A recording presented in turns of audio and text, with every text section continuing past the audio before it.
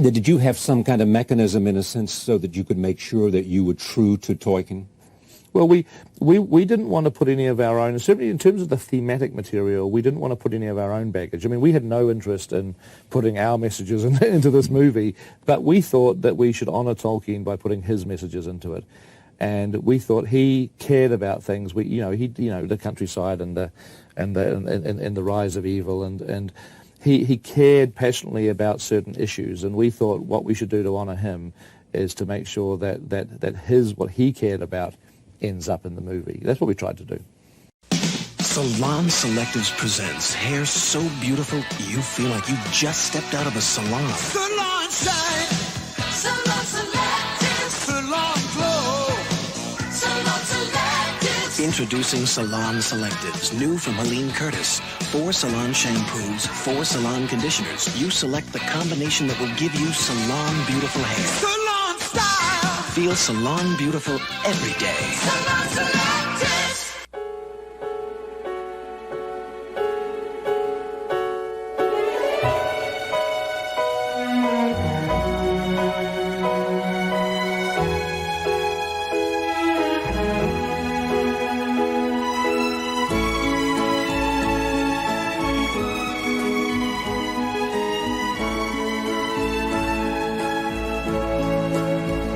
The Young and the Restless. This portion sponsored by Oil of Olay.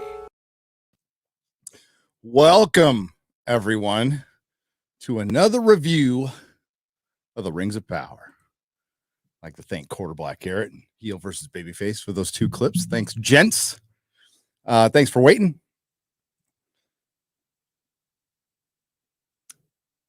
That's weird. Not see any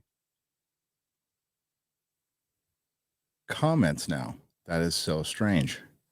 One moment. Let's make sure we're live. I'm just going to keep going. Hey, I just watched the episode. I didn't have a long drive to think about it. So I'm so curious as to why. There we go. I can see it. I just can't see your comments for some reason. Hail, chat. Hail, everyone. I just finished the episode. It was, I would say, not as bad as episode 2. I know we all fell asleep, but as bad as episode 1. An hour and 5 minutes passed and nothing happened. Nothing happened of note. After I go through it, I can just sum up really quickly afterwards what each character, how they progressed.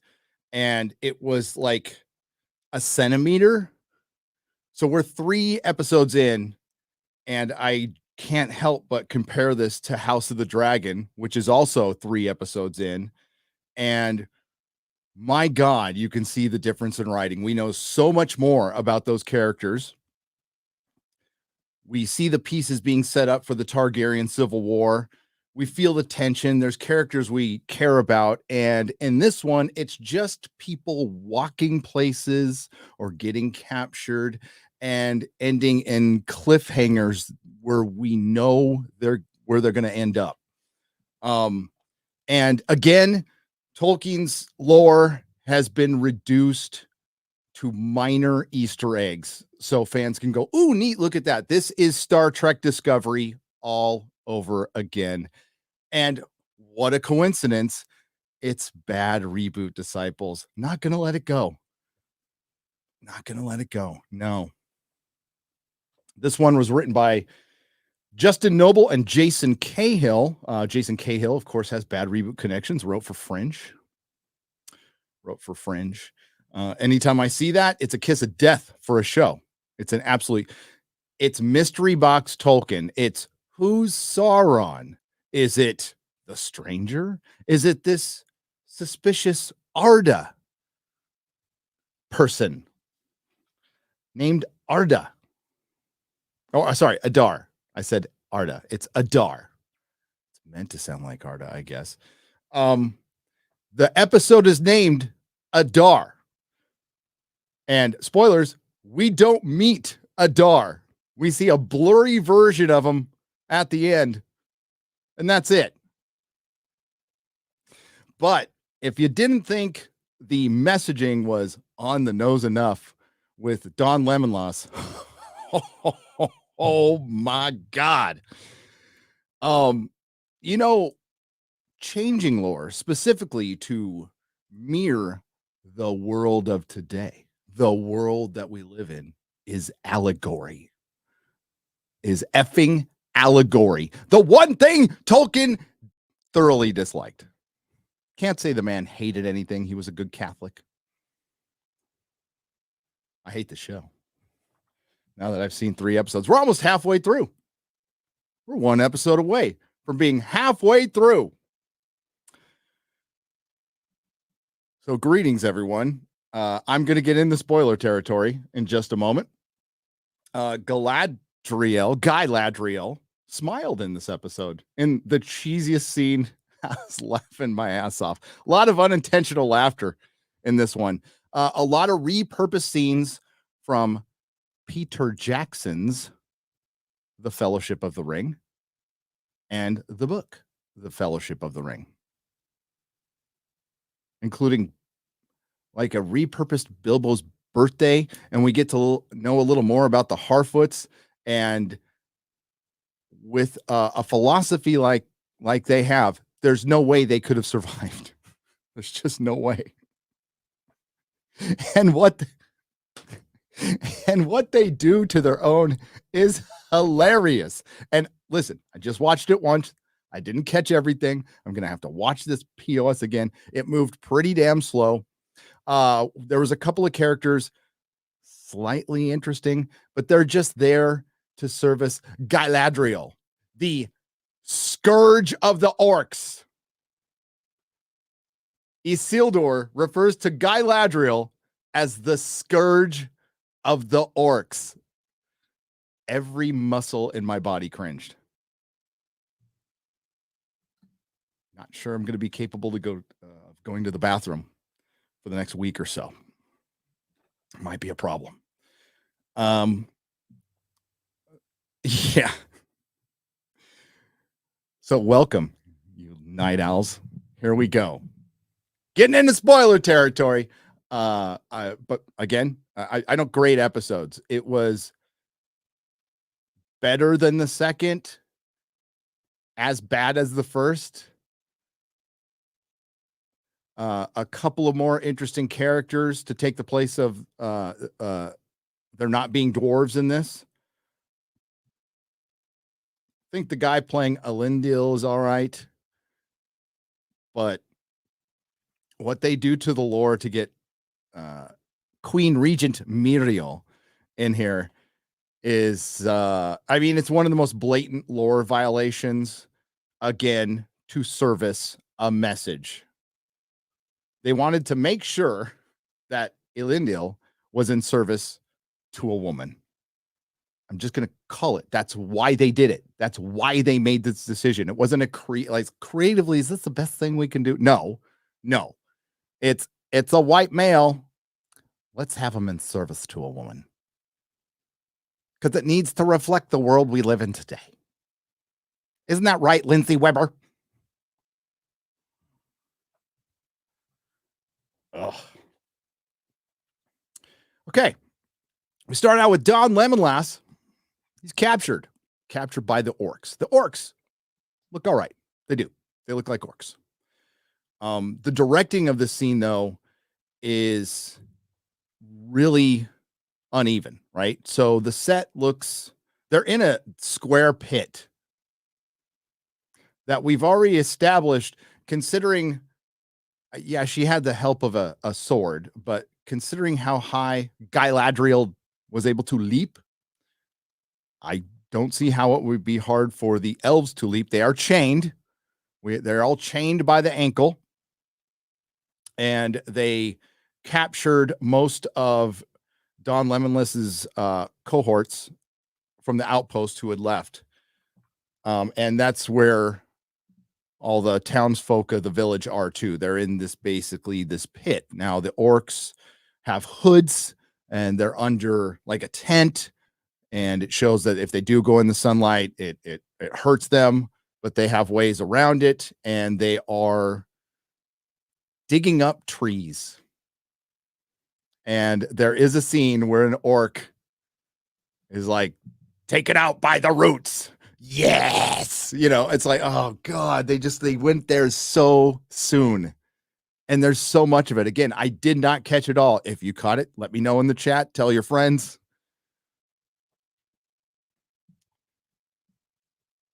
So yes, Don Lemonless is enslaved with his fellow elves. They're chained up. They're being forced to do labor.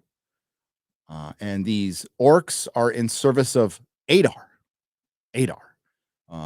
I could just tell you who Adar is. He's an elf. He's an elf. But we don't see him this episode. The episode that's named after him. We don't see him. Which is ridiculous. And again, I don't know what the big mystery is with this. So Galadriel wakes up with Halbrand on a ship, on a Numenorian ship, on Elendil's Numenorian ship. So Elendil, the sailor man. They probably extrapolated that from what little is known about Numenor. There's not like a ton written about Numenor. So he put some ships on one side of the island. So they're just extrapolating before the fall of Numenor. So they're just extrapolating that as he was a sailor. Whatever. He is descended from a king. They allude to that.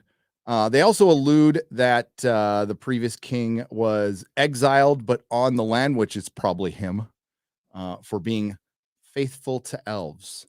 And we'll get into that.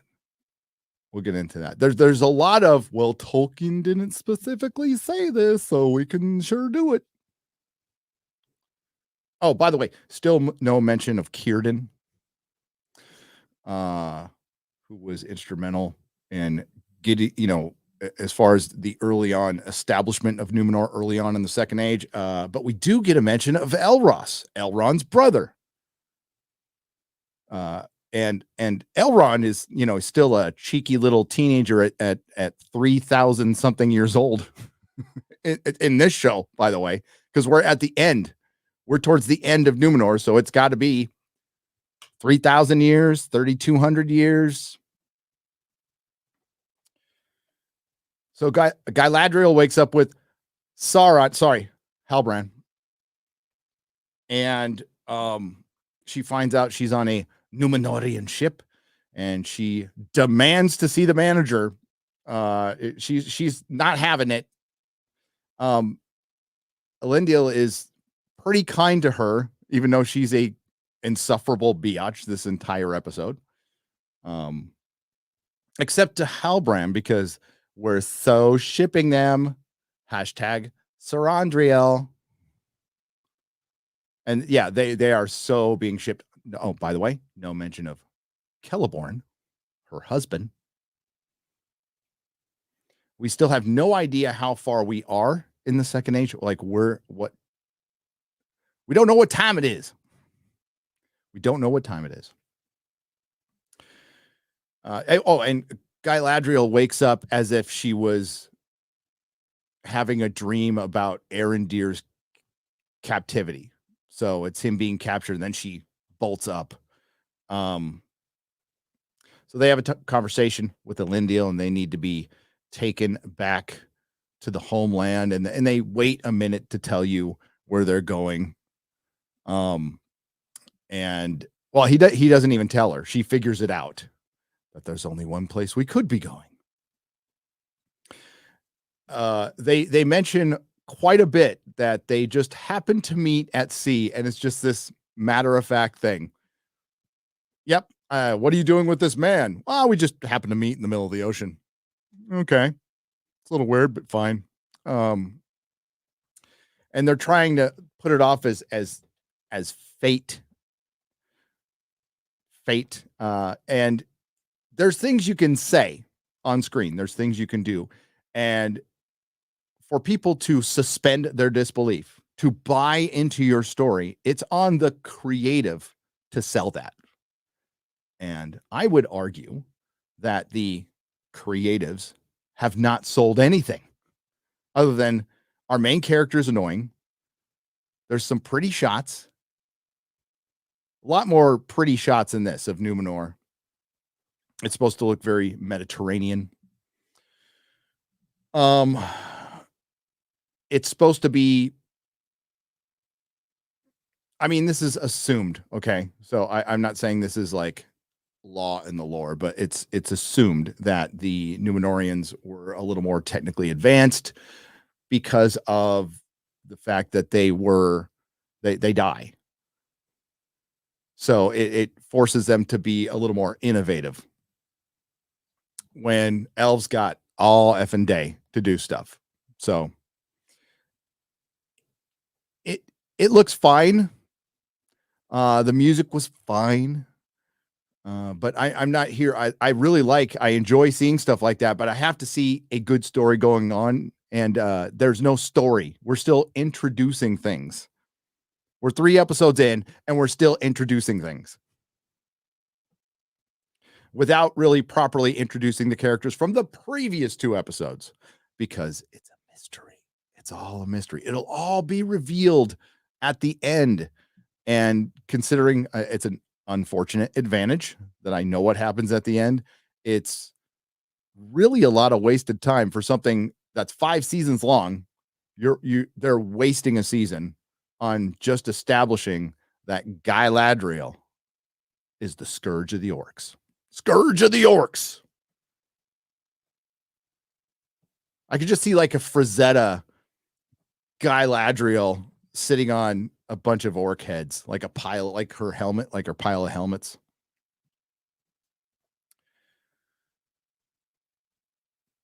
So Elendil meets Galadriel, and he knows who she is. He's playing coy at this point. And the first thing I noticed was the moob armor. We have moob armor, ladies and gentlemen. The armor, I don't know who thought this was a good aesthetic decision to give the guys moob armor, but it looks terrible. It looks utterly terrible. The costuming looks basic. The set, when they get to Numenor, looks pretty good. You could tell they built it. And that's like when they're out on the port, but the set is for getting Galadriel and Halbrand off the boat. So it's like, ooh, this really nice set is used to get a couple people off a boat and take them to Numenor, where we're going to meet the Numenorians. So as Galadriel is walking through Numenor, Halbrand is kind of liking what he sees. He doesn't know what the place is. He's like, what is this place? And she describes it. And as she's describing Numenor, Halbrand says, wow, I hear a tone of envy. And she's like, no, it's one of sorrow. The reason it's one of sorrow, because in this show, elves aren't allowed to go to Numenor. There have been no elves to Numenor. Now, this is not in the lore, which doesn't matter. We're judging this on the merit of the show at this point, but in the lore, there wasn't really a lot said about, elves traveling to Numenor. I think Tolkien said once there was, just merchant shipping with men and elves, but it was just, basic tasks. There was no major events, which is purely what Tolkien covered in the lore, was just major events of strife and, lineage and stuff. But he's not going to get into, George does this a lot and too much. And that's why we have phone book fantasy. He talks about the shipping lanes and what, spice being shipped and stuff. Yeah, Tolkien doesn't get into a lot of that with Numenor, but he said it existed. So who knows? So it's a blank they're filling in, obviously. And Galadriel is the first elf to be there in a very long time, and it's causing some problems. So she is taken to court, where we meet Queen Regent, Muriel. Now, Muriel is based on Tar Muriel, who was supposed to be queen, but was usurped. Our Pharazôn forced her into marriage, stole the throne, usurped the throne, went out and captured Sauron, brought him back, imprisoned him, and then made him his advisor, and then built an armament and human sacrifices. And then, hey, I want to go. I want to live forever. I'm tired of this mortality. So I'm gonna go invade Aman, which leads to the fall of Numenor. So Pharazôn, it's Counselor Pharazôn in this. So he is an underling to Muriel. We don't know what's going on with the king. If she's a regent, we don't know if the king died, if he's in a coma. I don't know. We don't know. They don't explain it in this episode. She does like briefly talk to him, but she could be talking to herself. I don't know. I have no idea. She's not happy that Galadriel is there. Galadriel is, she does the title. She does, she gets all her titles and she gets her Khaleesi moment. And one of those titles is Commander of the Northern Armies. And I just, oh God. Oh, stop reminding us of that. But they do. Halbrand is trying to like calm her down. He's like, calm down. This place, not so bad considering where I came from. And where he supposedly came from, the South that was sacked by orcs. And he's trying to, and he fails. And the ladies get in a little spitting match. And then Galadriel is not imprisoned, but she is a guest of the palace. She was about to get thrown in, but Halbrand had to step in and said, hey, why don't you take a few days to think about our request? The request that they just immediately denied, by the way. So I don't know why they went back and thought of it. A lot of mind changing going on here.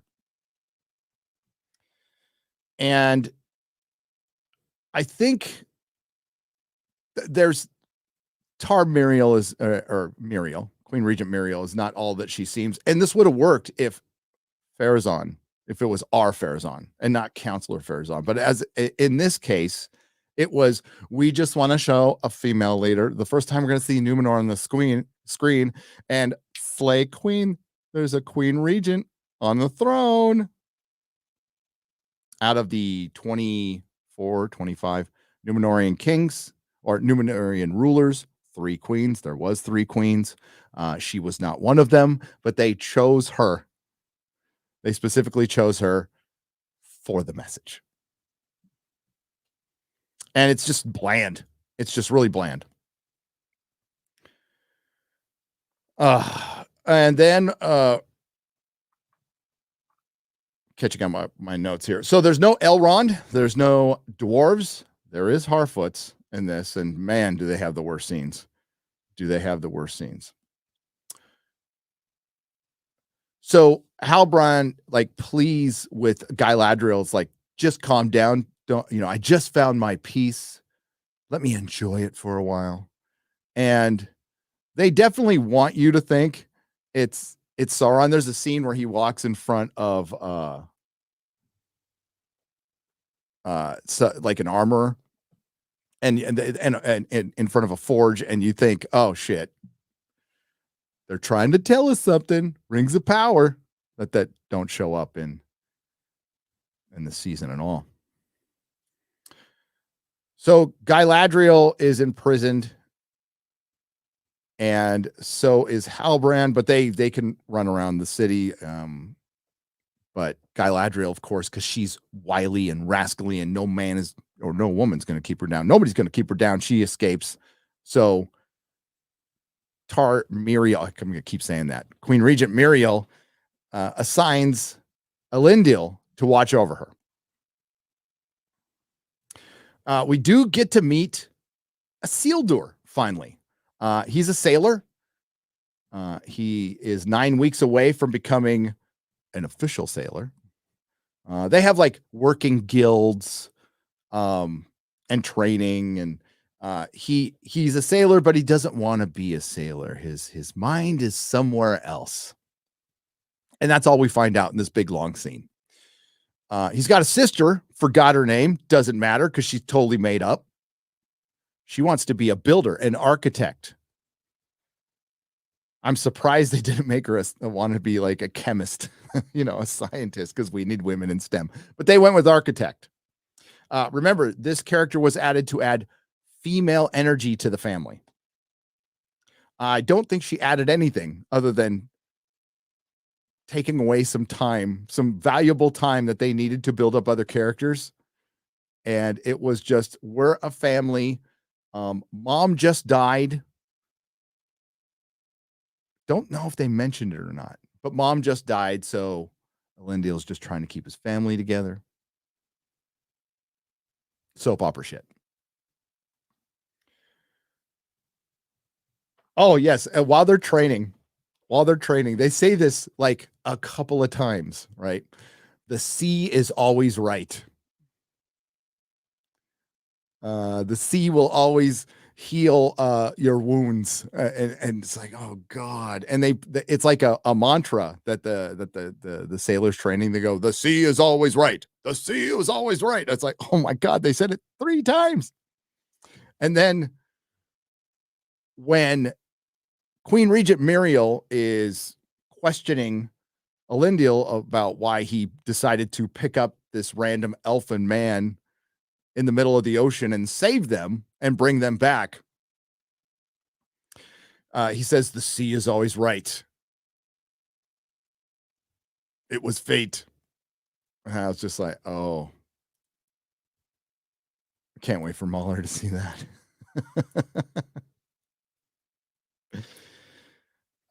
So yeah, it looks like Queen Regent Muriel is mad at Elendil, and assigning him to Galadriel is a punishment, but come on.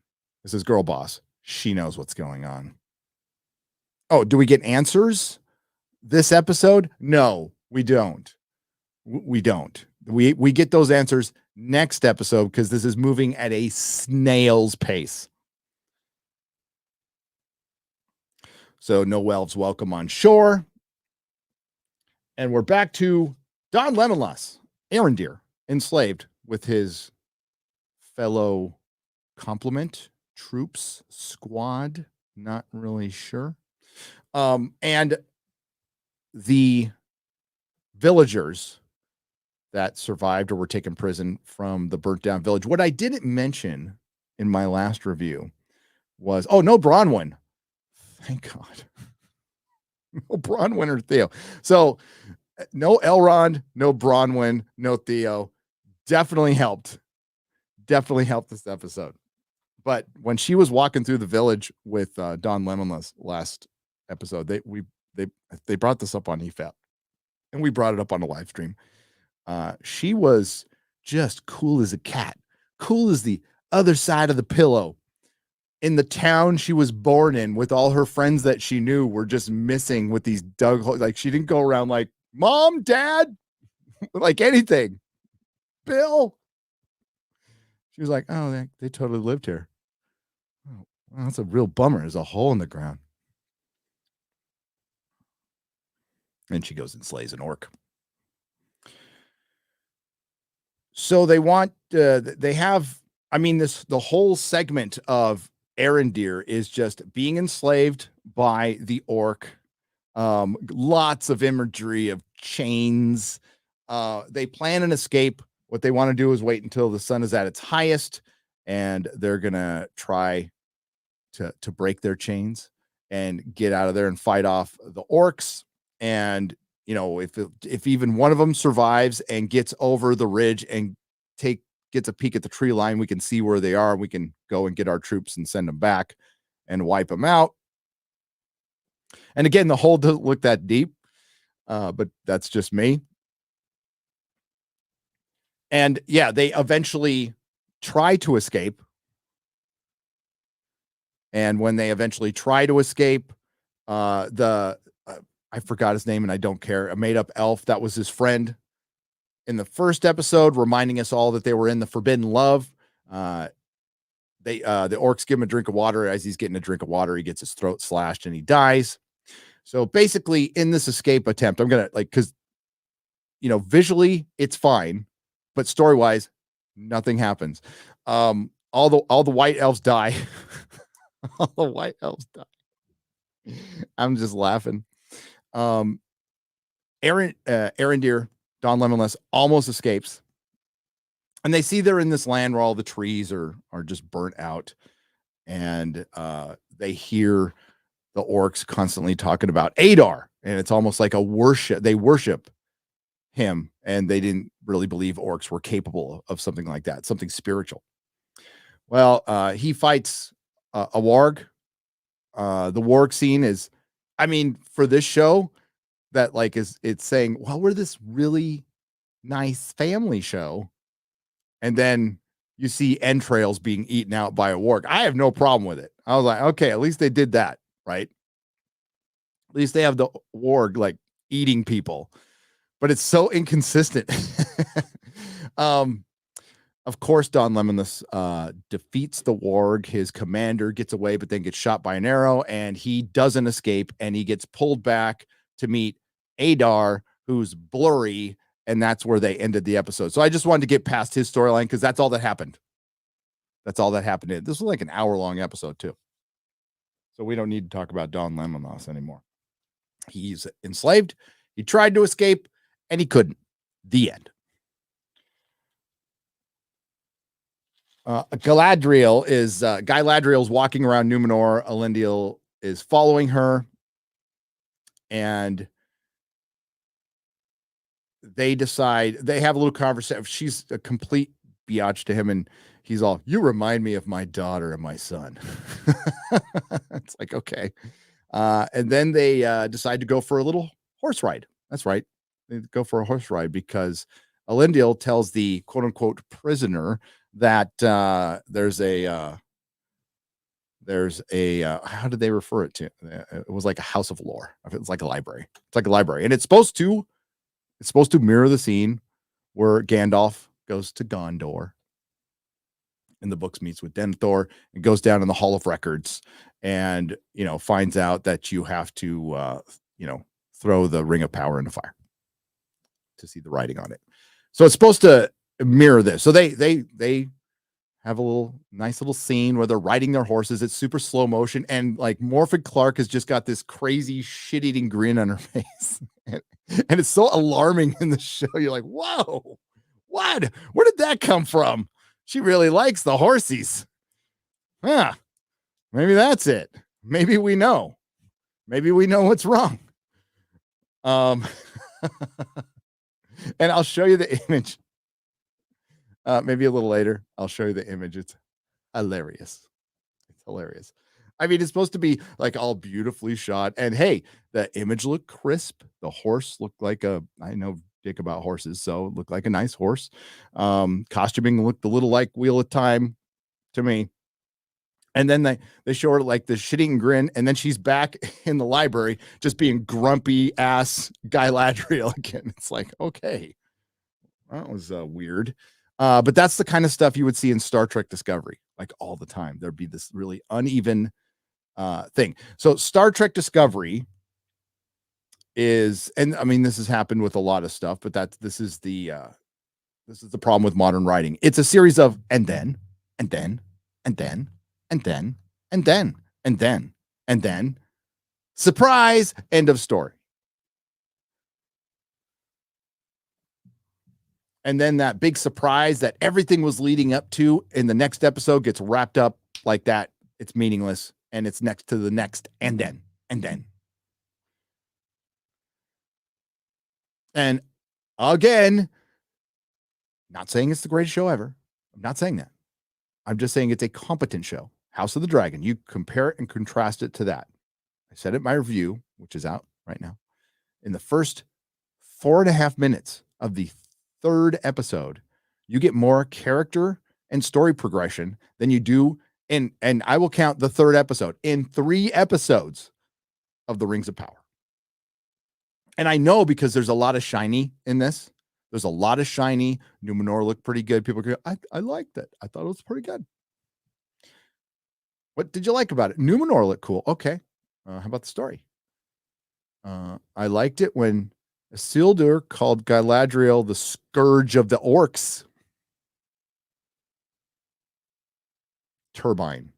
Tolkien spinning in his grave is a turbine that could power California. So we have the cheesy writing scene. We got Halbrand by himself, drinking with the men of Numenor. And the scene actually started out good, and then it ended ridiculously. The way they resolve it. So he's drinking by himself, and the Numenorians, know him. They're like, "You're the guy who came here with the elf."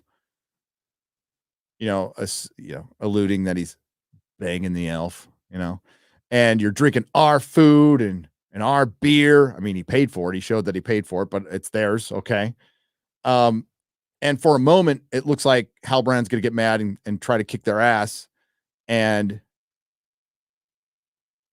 he does something that Sauron would have done. He was smart. He goes,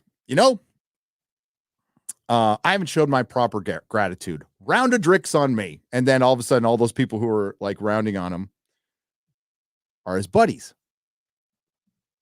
Now, earlier on, he thanked Elendil for his pulling him out of the ocean, and he stole Galadriel's dagger from him to give it back to Galadriel. I'm sure Elendil would have noticed, but he doesn't until Galadriel pulls it on him later when he's talking to her, when he at the scene where he goes, you remind me of my son and daughter. She's like, she pulls her freaking knife on him.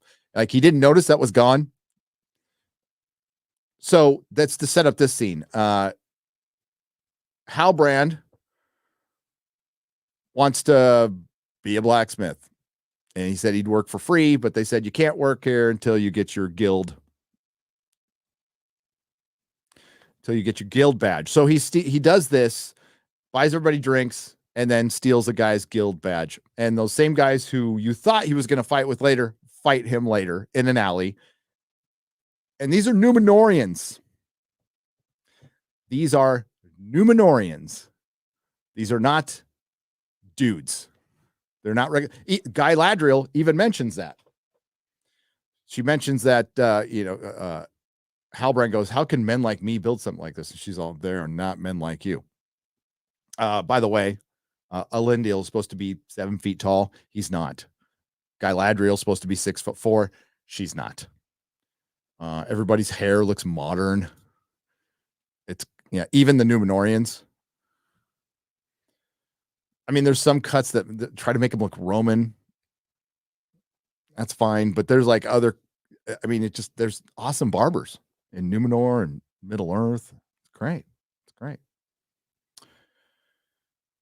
So Sauron gets in a fight with the Numenorians and beats the shit out of him. Compound fracture on one guy. Smashes another guy's head. I mean, he probably killed one guy. He probably easily killed one guy. Now, considering he's Sauron, okay. But like he loses it. Like absolutely loses it. And he gets put in jail. He gets put in jail. And we'll get back to that. So we get back to the library with Elendil and Galadriel. He mentions that if it wasn't for the previous king, this thing would have been torn down. That king was exiled, and he alludes to the fact that king is still alive. Wonder who it is. So as they're going through all the maps, they figure out that the Mark of Sauron is a land in the south, Mordor. They don't call it that, though. They just call it a land in the south. And Coinkydinky, they had a piece of parchment from a human spy who had that very mark. Also, some more information that mark is a fortress that they're going to build in the south as a plan B if Morgoth was defeated. So it's good that Morgoth's lieutenant had a plan B. It was very coincidental that it was in that lore in the library in Numenor that people just completely ignored. Even though Elendil can read Elvish, it's in the Black Speech of Mordor. It's in the Black Speech of Mordor. You think Elros might have wanted to read that? I just something. Maybe somebody, anybody. 3,000 years, they didn't bother. Okay, it's one of those contrivances we talk about. But Coinky Dink, they figured out what the Mark of Sauron was. Fantastic. That was the whole reason they wrote out there, to figure out that the Mark of Sauron is Mordor, something we all knew the moment we saw it. So that's what this is going to be. Not very surprising mysteries solved in a very contrived manner. Then we get the Harfoots, so try to stay awake for this one. I'll try to get through it real quick. Harfoot culture. They don't leave the path.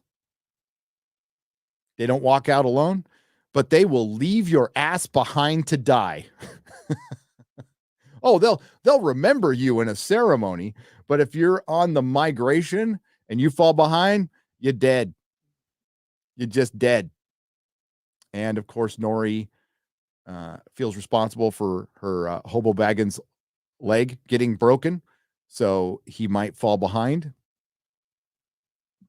So the whole Harfoot scene is trying to get a page out of the book with that constellation that we've already seen, so we can show it to the wizard again who made the constellation. So maybe it's a map that they can try to refer to. I'm guessing that's it. But when you see the page, you're like, how do they get that out of that? I don't know.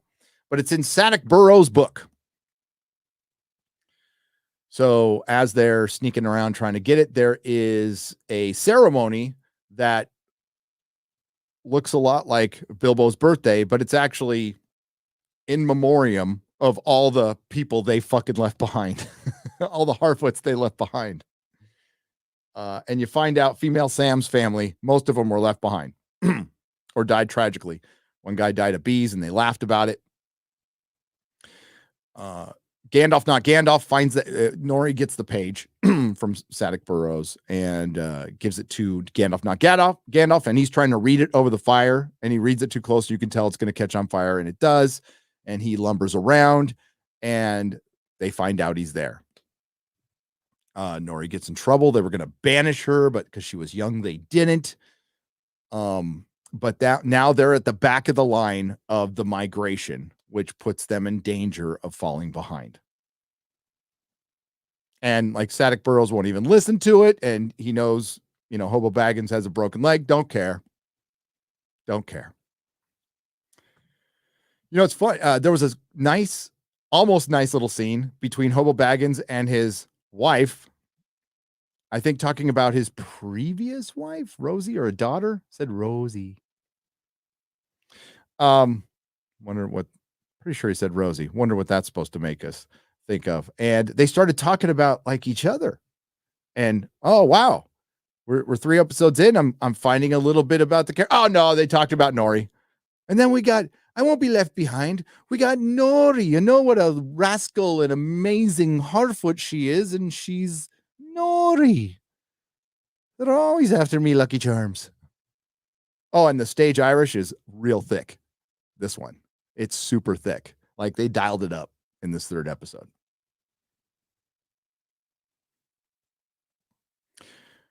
So the Harfoot story ends with the Harfoots find out Gandalf, not Gandalf, is there, and he's got to go. They go on the migration. Nori's family is falling behind. Then Gandalf, not Gandalf, decides to help them and goes, friend. I just started laughing. He could say Nori and friend. So he's going to help them on the migration. The end. That was the Harfoot storyline in this episode. So that's 2/3 of your episode taken up with stuff you could have covered in 5 minutes of screen time. Maybe. I'm pushing it on that one. 5 minutes of screen time.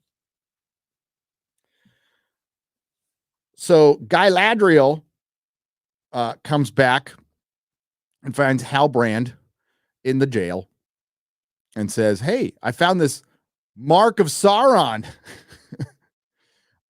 And I fucking called this.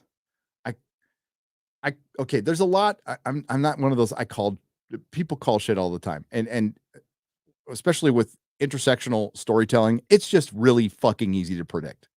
Not a genius at all. And props to people if somebody else called this. You know, when I said Warrior Galadriel 3 years ago in a video that she'd be leading an army of all female Numenorians, I was kidding. I was effing kidding. And we almost got, and we might get that. We still might get that, but we got half of it. So Halbrand is supposed to look like Aragorn. He's supposed to remind you of Aragorn. And that's exactly what they do. So he's got that pendant. That pendant means he is descended from the king of his lands. And his family allied with Morgoth, so they were partially responsible for keeping evil around. So they want to make Aragorn Sauron. Fuck you.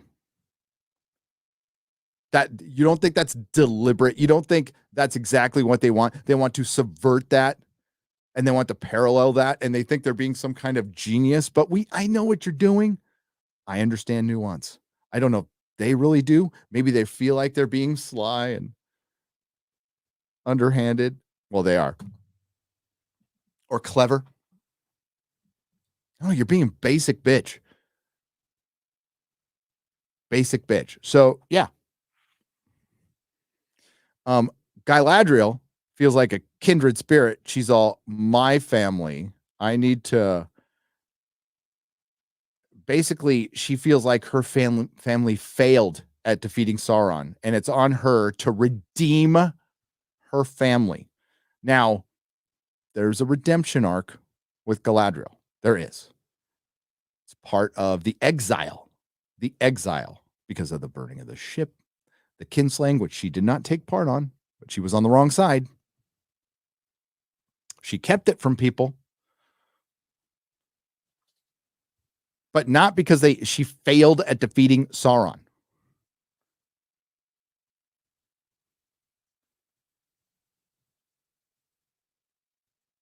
In the lore, she didn't think Morgoth could be defeated. She blackpilled. She blackpilled.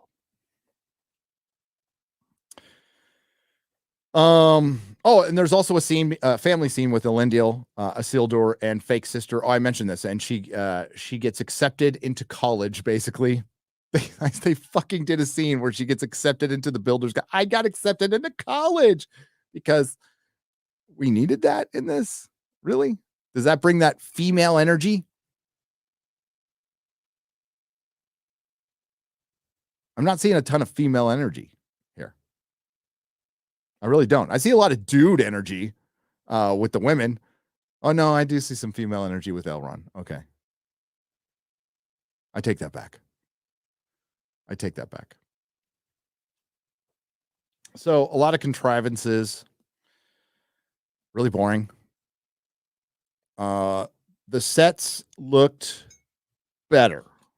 At least you could tell they put a ton of money into the Numenorian set, the one that they abandoned and had to tear down because they're not filming in New Zealand anymore. Oh, and that's the episode, by the way. So I wanted to say this at the beginning, but I'm going to say it now. Remember all those people who said,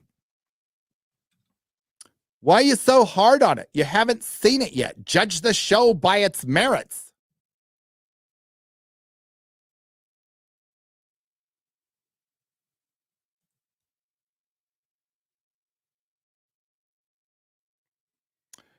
And hang on a second. I know what's wrong. That's weird. Why didn't it reset? So all those people who said, why don't you wait until you've seen it yet? Judge the show by its merits. So now that the show has come out and we are actually judging it on its merits, racist. We see how you are. Say in our first rodeo. We'll go over a little bit. Amazon decided to jump on the calling fans racist Star Wars, Star Trek, Disney fucking bandwagon because they know they have a giant turd. By the way, still can't leave a review on their effing show. Been a little longer than 72 hours, and they effing lied. They lied. 25 million samples. What's a fucking sample? What's a sample? And isn't it coinky dinky that matched the exact number that House of the Dragon had in its premiere episode in its first week? And I don't know if I can believe that number. By the way, their numbers went up in the third week. 16 million people watched it in 2 or 3 days. It's pretty incredible if it's true. But that I can believe. I can believe people are liking that. It'd be very interesting to see if we hear from Amazon after this. But the fact that they had to go there, you're going to keep that up for 6 more weeks, 6 more weeks. You're going to keep that up. The fans are racist.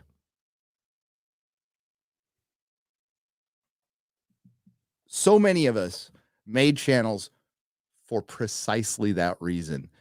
All the damage that has been done to fandom, which I don't know if it can ever be fixed, is because of the corporations and their very risk-averse approach to protecting bad content. And that's all this is bad content. And instead of going, we did the best we could, you didn't like it, back to the drawing board. You know, we don't talk about every show. We don't. I don't. But when you start making enemies out of your paying customers, that's when I have an issue.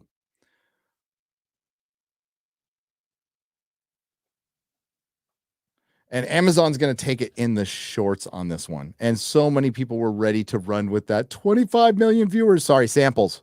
Get the language right. Samba TV comes out and embarrasses them a little bit.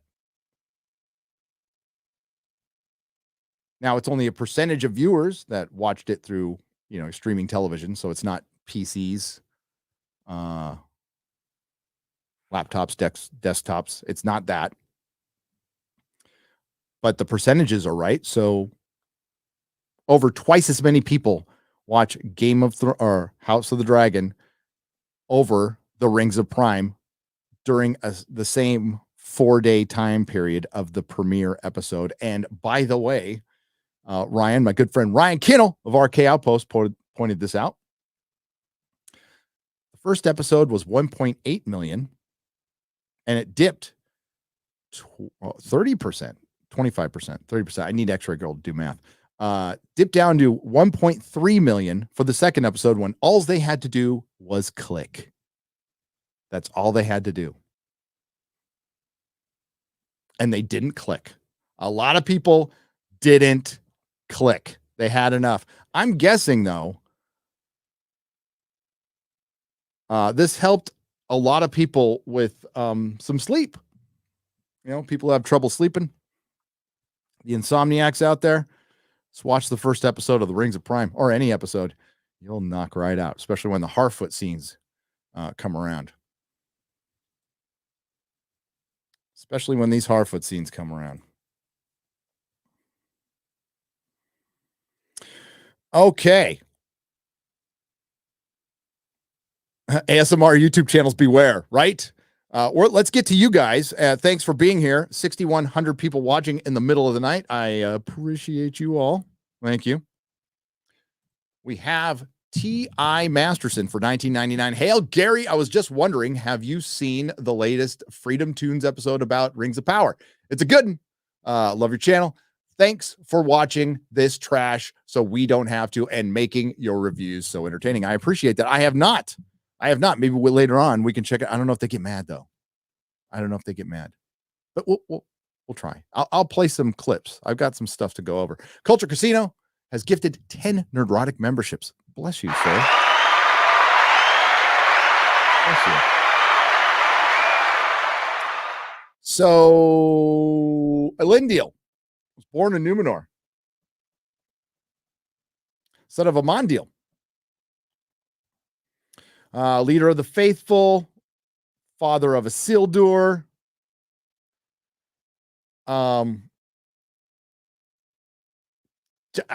guess he's, the extrapolating that he's a sailor, I think is a bit of a stretch. But it wouldn't bother me necessarily if he wasn't so effing forced subordinate to Queen Regent Muriel. If you wanted to pick, why didn't you just pick if we're just not giving a shit, just pick a queen that actually existed. But I talked about this today on Open Bar. Numenor is a story that should be told by itself without Galadriel's coming in or any of that. It's an epic enough story. It just doesn't have the happiest of endings. So what? There is a hopeful ending, though. There actually is. Because the lesson is, what happens to you when you turn your back on God? And some people survive and sail away. That's your hopeful ending. You could totally do it. It would be great if done by competent people, which that number is getting very small in Hollywood right now. But say we lived in a different plane of existence, or they turn CERN back on and we get back in the world we were 20 years ago. It would be something really fun to see, and epic, and fucking balls to the wall, and dark. I mean, some of the First Age stuff is balls to the wall as well, but like this one, human sacrifice, it would be fucking cool. It'd be metal. But no.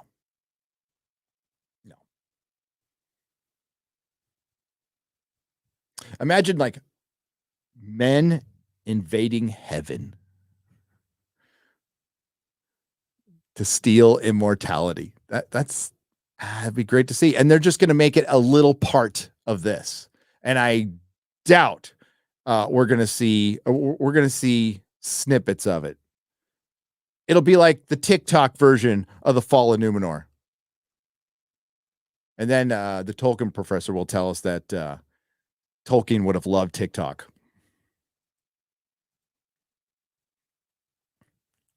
Right.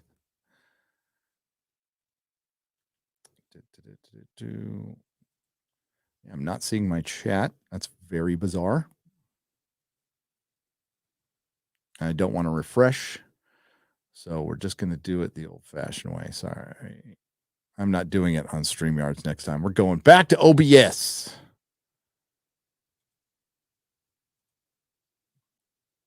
Speaking of queens, England's just died. Console as says Zandu for $2. Yes, God save the Queen. She did pass away. Condolences to my Brits. Condolences. I know there's a lot of hot takes on Twitter about it. And I'm a conspiracy guy as much as anybody else, but you know what? A lot of people liked her, and they're sad about it. Let them be sad and show condolences, show kindness. Unfortunately, these boring shows don't help my insomnia because they are too rage-inducing. Says Knight of Orange for $5. Okay, fair point. Fair point. When I heard Scourge of the, when Elendil was first meeting his family, right? Isildur's he's like fanboying over Galadriel. You met Galadriel, the Scourge of the Orcs, and I almost fucking fell out of my chair. I was like, what? Nerd Cookies. What's up, Nerd Cookies? She's got a great channel. She's got a great lore channel. Go check it out. For $2 says Mark of Sauron, Star Wars, Rise of Skywalker Death Star knife. Exactly. And did you like the little Luke Skywalker moment between Elendil and Isildur when he said, maybe I can try it next season? And I went, no, they just, no. When Elendil wants him to, stay with the shipping guild or whatever the hell it's called. And he's all, maybe I can do it next season.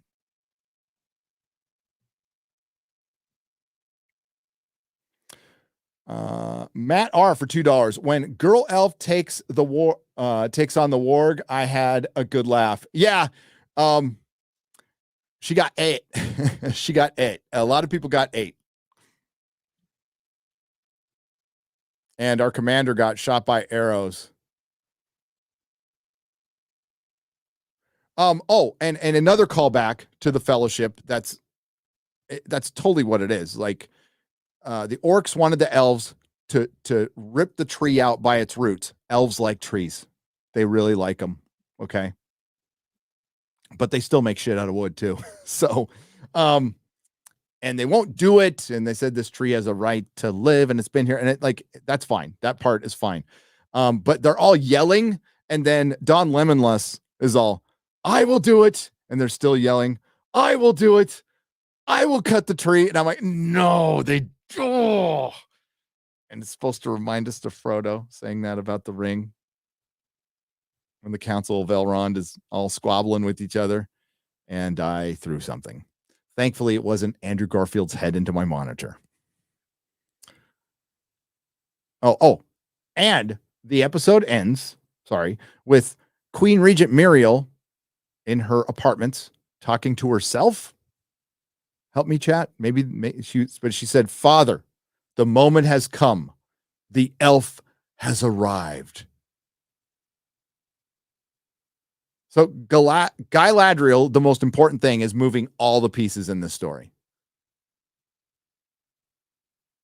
It's every aspect of effing Mary Sue.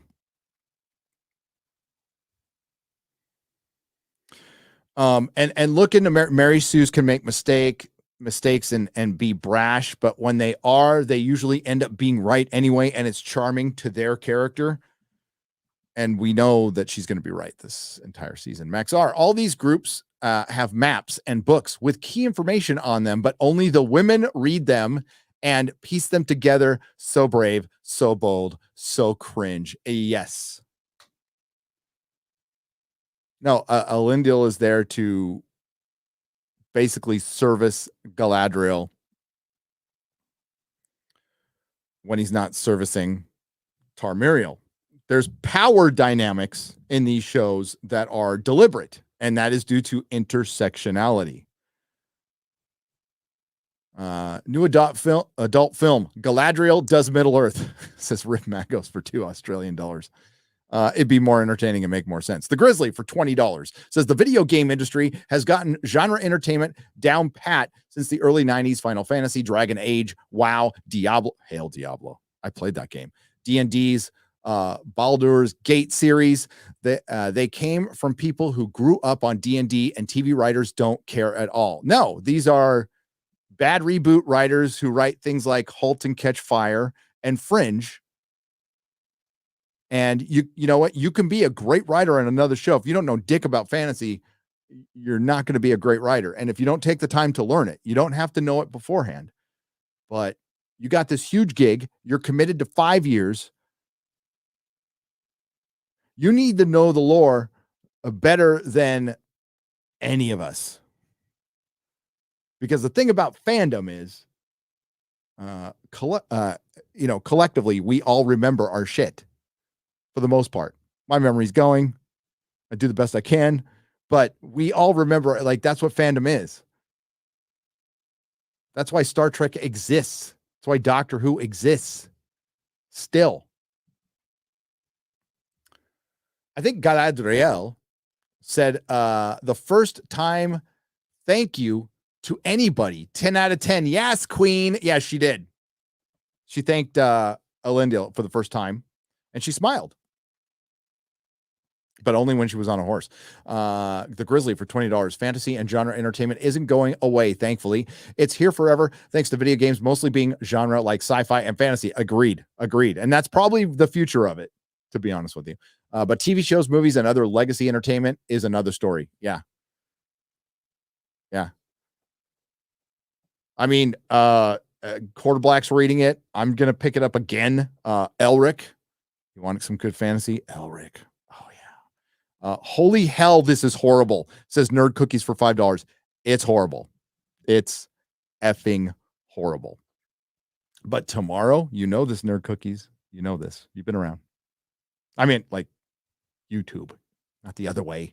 Get your minds out of the gutter. People are going to see pretty pictures and go, it was so much better. No, it wasn't. The Howard Shore theme at the beginning is fine. It's fine. And sometimes I can enjoy soundtracks to bad films, but not this time. Harbro, Hairbro, do I detect a note of Harbro? That's a good name, Matt L for $10 Australian. Harbro, do I totally detect a note of envy? And Galadriel says, not envy, sorrow. To be fair, we're all confused at what Morphid is emoting. What is with the awkward smiling? Let's find it. Give me a second. I'll find it.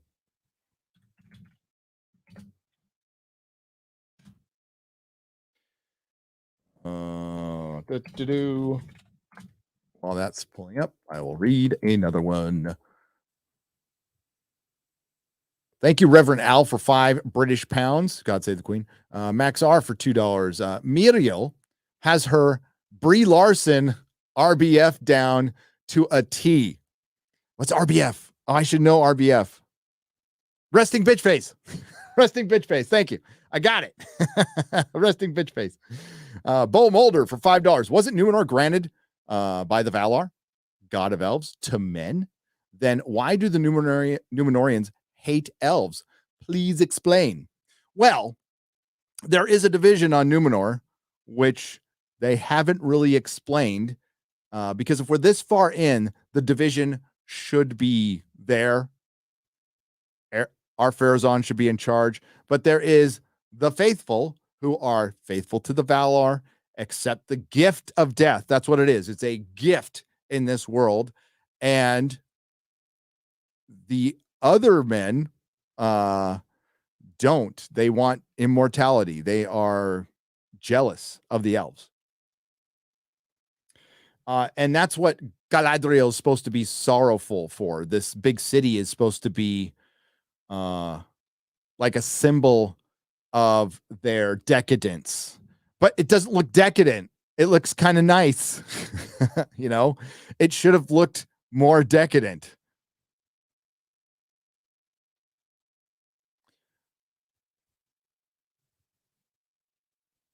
I've got a tempest in my moobs. It says Pip Rising for £5 Oh God, hang on. Let's get this. I just don't want any sound to go off. You know what I mean? But it probably will. So I'm going to pause it real quick. Shh. Quiet. Shh. Where is my sound? There we go. So let's see if we can find the ridiculous look on her. Oh, what am I doing? I wanted episode 3. There we go.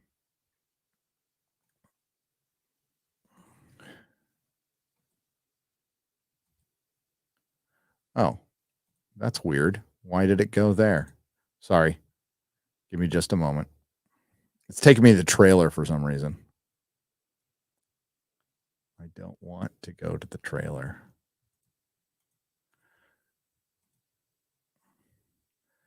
God, like Prime Video sucks. It really sucks.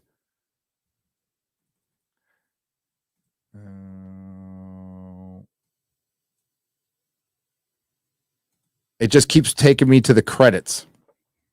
give me a sec. Like I could figure it out, but I'm on a live stream right now, so I'll do it in a second.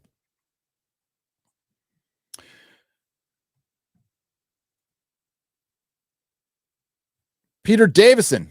Hey, I got the I guess that's going to be my favorite. Was that? I mean, it's sports ball in Australia, so it's rugby. Is that going to be my favorite rugby team in Australia? Thanks for sending that stuff.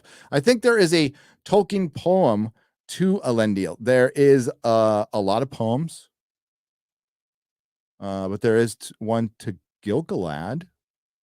I might even play that song later if I can find it on YouTube from the Lord of the Rings BBC radio show. It's fucking good.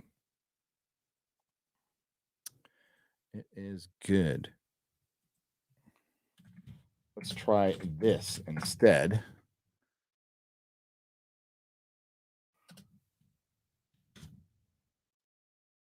Is it just me, or like when you go to the street, like even HBO Max, their navigation sucks?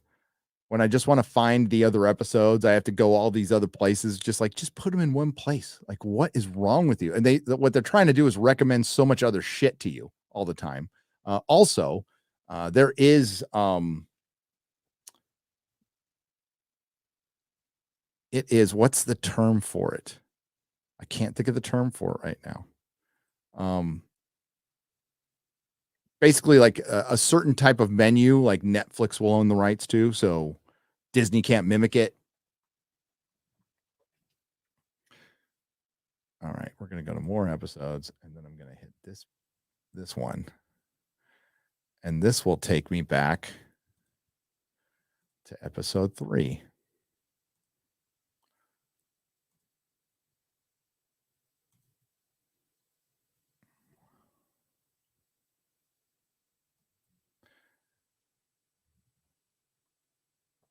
Oh, God, it's so lame. They really want me to watch this trailer.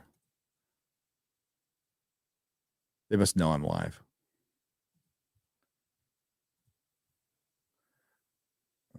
All right.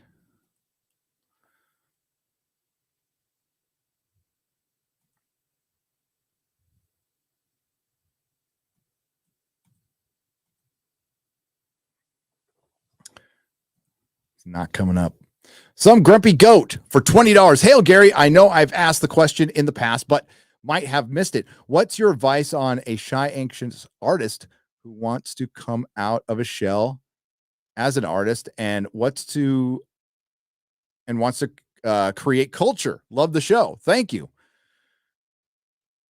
Oh, I don't have short answer is you just got to put yourself out there and be ready for the criticism. Be ready and I know that's very hard.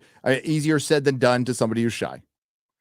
I have never had that problem, so I don't know how to answer it other than like take a risk, put yourself out there, and have some thick skin ready, and don't do it too soon. If you're not ready for it, it can crush your confidence. You don't want to do that, but you'll know. If people don't like it, just go fuck it. Some people might give you some good advice. Take it, but I don't have a big answer for that one. That has to come from within you. But thank you. The Black Staff for $5 Thank you very much. I liked Elendil, Isildur, and his sister's conversation when they were eating. I actually felt something when they said Isildur convinced her to reapply. I just kept thinking, okay, it's a nice, competent conversation. How does this move the story forward? How does Elendil's sister going basically to college move the story of the fall of Numenor forward? How does it move the Rings of Power forward? Or is it just there? We showed a girl being really powerful and smart and female empowerment in a show that's traditionally male because we're fixing it because Tolkien was a sexist and a racist. That's all I see. Because that's all I hear. I just don't know her applying and being accepted in the Builders Guild will ever be brought up again. But thank you, Butters. I could be wrong.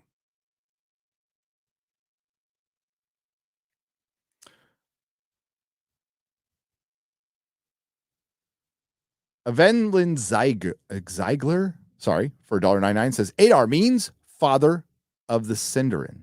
There you go. Well, he bad now. He bad.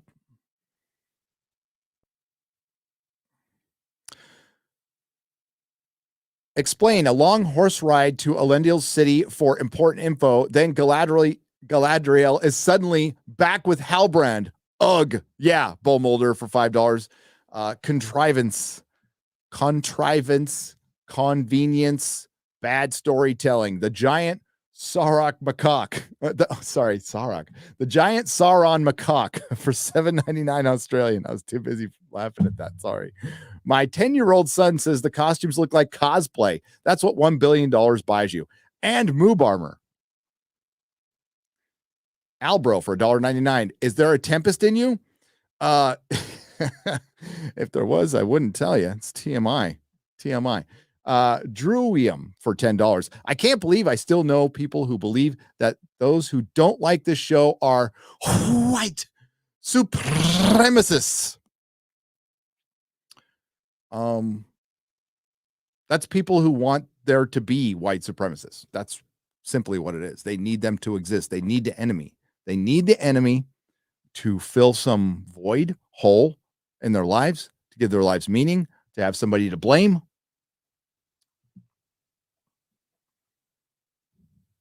We all got problems. We all got them. We've all had them. That's how we deal with them. But when we're bringing that shit into fandom, and now it's like, it's fucking old at this point. It's old. It's years old. It's never worked. Has it worked out well for Star Wars? Disney Star Wars still makes money. It's still meandering along. Would you call it a successful franchise? In the very literal version of success, maximizing its profits, it's on the upward trajectory, or would you call it a franchise that's reached at the kindest thing I can say is it's reached maturity? But that's not how I actually feel. I feel like it's an entropy. Star Trek is an entropy. Doctor Who is dead. Star Trek's probably dead too. Star Trek Day yesterday. They had a live stream. 3 hours after it ended, it only had 6,000 views, which means there was 300 people watching it. Star Trek, the franchise. And I guess they're trying to make an effort to make things better with Picard season 3. Too little, too late, and I ain't convinced.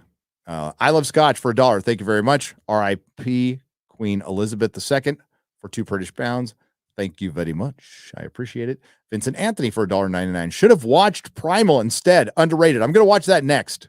I'm going to watch it next. It's short. It's great. Primal, probably best show on TV right now. Scott Christie Jones for $2. Here's my first, or £2. Sorry. Didn't mean to disrespect your pound by calling it the dollar. Here's my first King Charles pound. R.I.P. the Queen. Rest in peace, the Queen. Damn it. Like, why is it stuck? That is so weird. I am trying to. Maybe if I just do this. No, I don't want to do that. I really don't want to do that.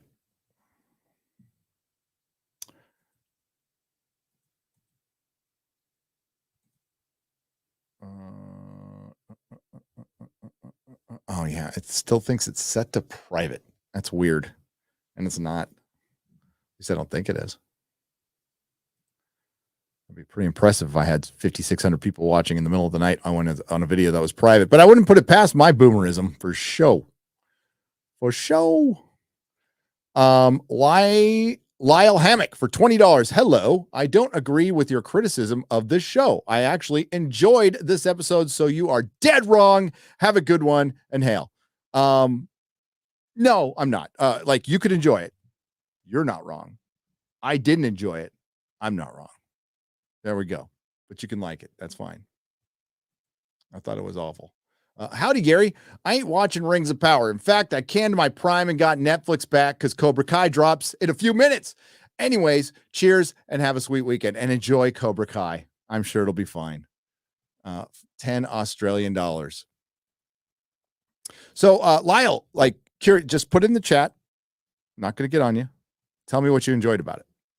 Wasn't Galadriel born really early in the Second Age, or if so, where the fuck is she? She was born 300. I can look. I can find out the exact year. Hang on.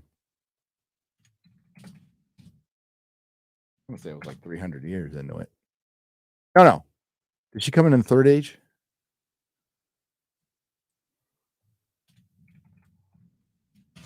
Nope.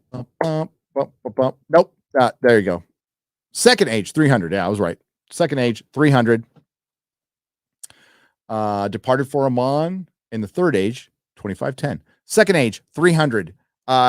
Yes, we should be, and I mentioned that in my last, we should be, they said centuries into the Second Age, so Galadriel should be around, but they're not, because that would take away from Galadriel's agency. So what the showrunners wanted to do was make her a superhero.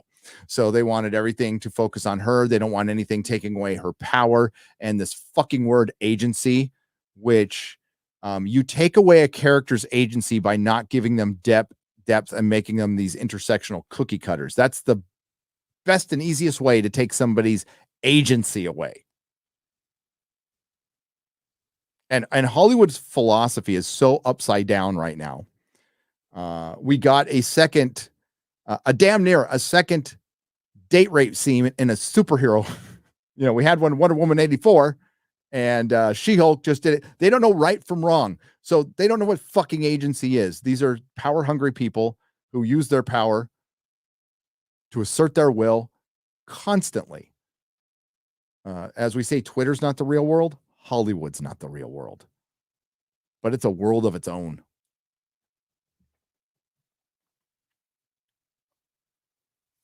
A lot of fake ass people. A lot of fake ass people. All right.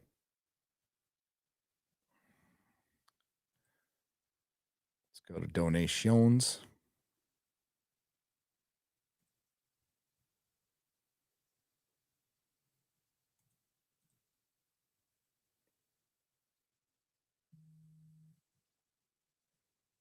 I don't know why my wife's calling me when I'm on a live stream.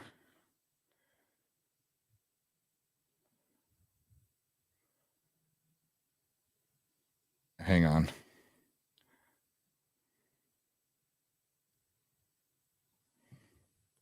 All right, sorry. My wife was calling me. She's in Austin, hanging out with a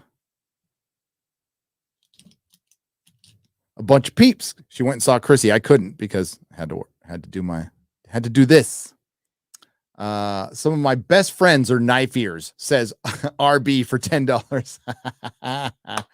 Good Wrench for $10 says Harfoots be like, look, Dennis, there's some lovely muck over here. Over here.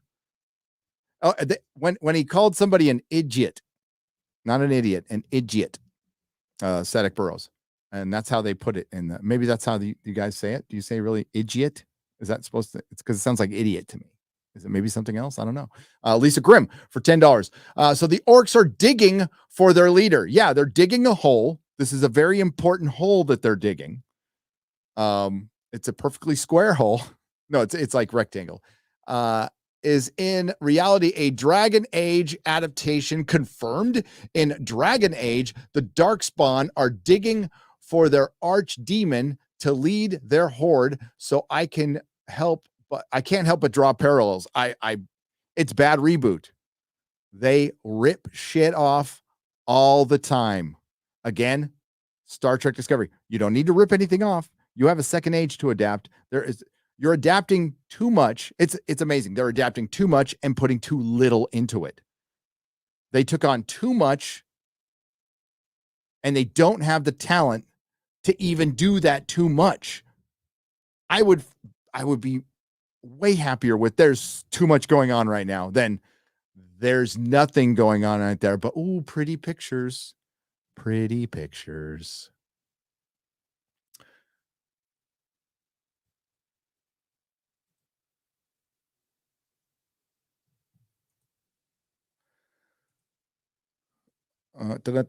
We got Featuresaurus. I'm a massive Star Wars fan and devastated by Disney's appalling disregard of the lore. I'm a Lord of the Rings newbie, and I see the wokeness, but I do want to see their take on it. Keep up the great work, dude. Cheers. Yeah. Well, we've seen it. Like you've gotten it. We are one episode shy of being halfway through the season. Do you feel like you're halfway through a season? And then compare it to House of the Dragon, which has 10 episodes and has moved faster with more characters. And I didn't think I'd like that show. Like at all. Because I'm not a fan of the book it's based on. I think they're improving some stuff. So if it was good, I'd say so. Like I said, there's a couple of moments, just like in the first episode, there's moments, but I don't want shit for moments. Your main character that you put your entire focus on is completely unlikable. So much so that when there's a scene where she's got a goofy ass smile, it's alarming. It's alarming.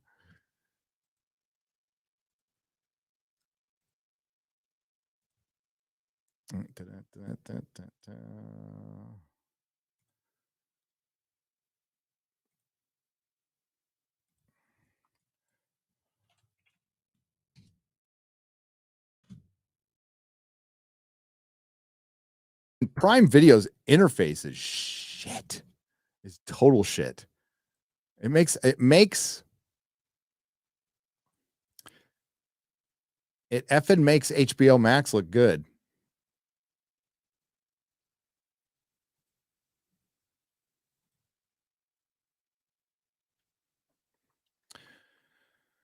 Oh boy, I call you to finish a task undone. It looks like the dwarves are coming back next week, and so is Bronwyn. Have you heard his name, lad? Have you heard of Sauron?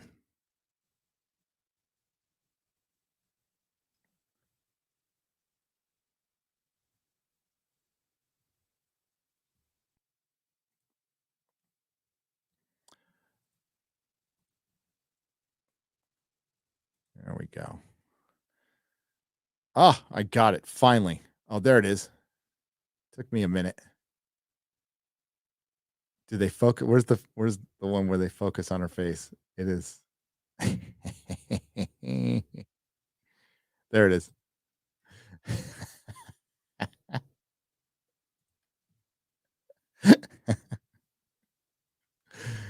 Oh, hang on. I'll make sure I'm not.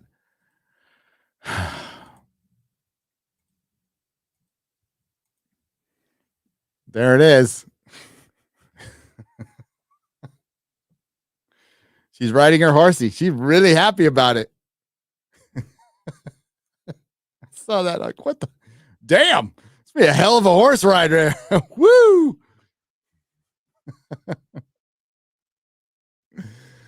Oh, no.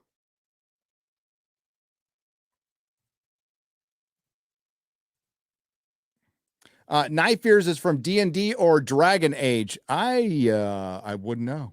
I thought somebody said Dragon Age. You tell me, chat. Bareback. that was Morpheus Clark. Oh, yeah, I do need to. Oh, hang on. I got a clip for that. You flick too hard, damn it!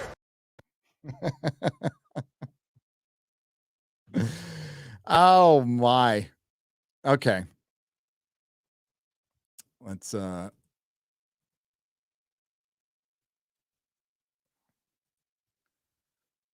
I spoiled. I sorry.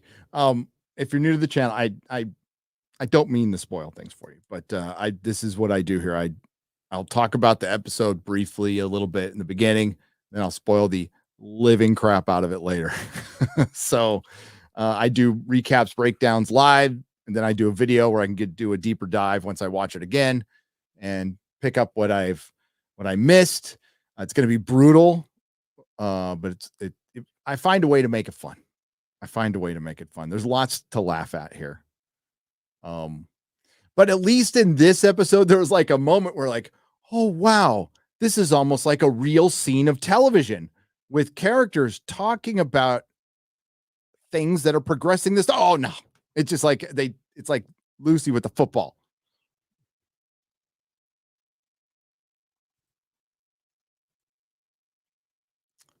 Will M for $10. Hey Gary, I am hosting a signing for my comic book at Golden Apple. Hey, Golden Apple, what's up? On Melrose in LA this Saturday at 1 p.m. and wanted to shout it out and call. It's called Kane, and we have an ND Indiegogo as well. Much love. Well, that's awesome. Hang on, I have to check something. It's been a while since I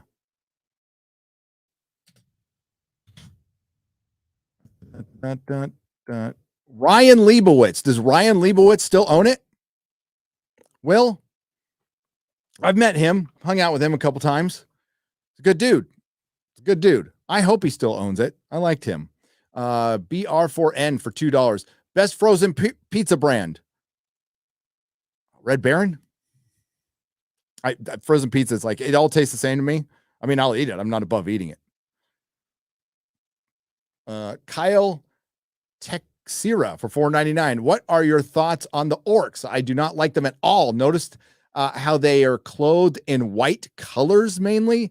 Yeah, I did notice that the orcs were coated white. Were white. I would see them more as like gray green. I thought the makeup was fine. I thought the costuming was a little much, but it might have something to do with who they're worshiping. But some of the language, it was just kind of repurposed orc language that sounded like Peter Jackson's. It was fine. I can't go as far as to say it was bad, but it was fine. But I don't feel this show lacks heart. It's hollow. It has no soul. This is a product. This is a product to be consumed for people to watch it on their phone and go, ooh, neat thing.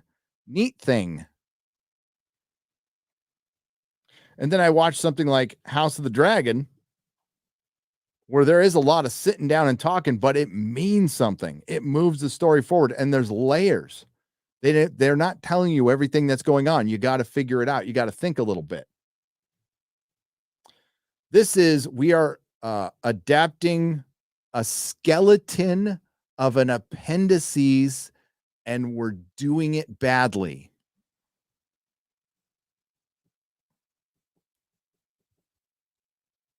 Worst casting ever. With that budget, they couldn't afford a Doctor Who-like actor.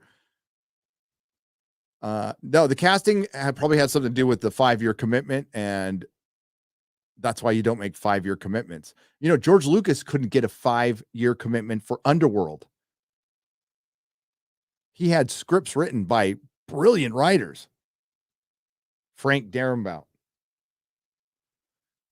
And no network would touch it.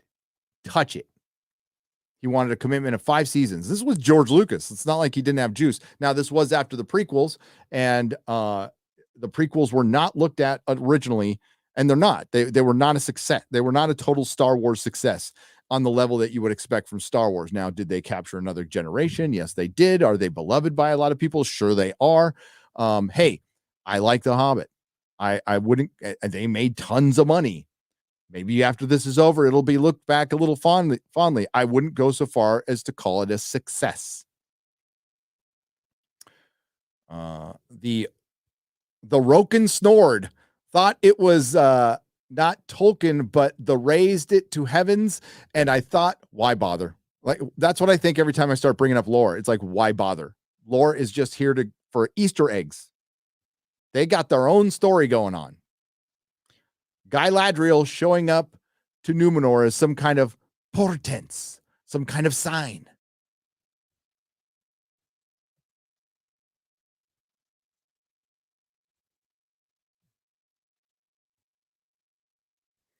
So they're trying to mirror the fate of, the ring waiting around, being found, and I'm not really sure why. I don't know.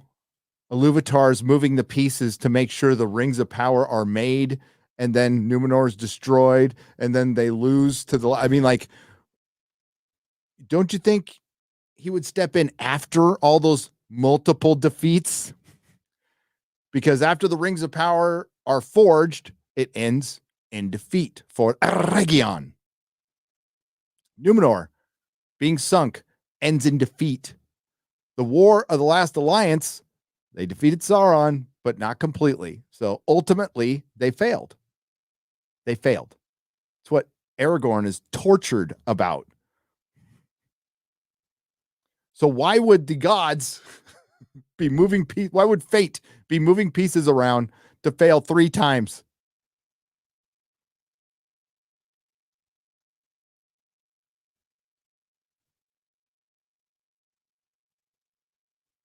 I'm tired of these holes thinking that they should get I'm tired of these a-holes thinking they should get participation awards for this drivel like they got in school. I got news for you. Cue music. It says Green Lantern 328 for $4.99. I agree. There's only one way to fix this. Call Peter. Coffee Sama for $1.99. See it twice for $2. Rings of Power is the WNBA of fantasy shows. Bravo!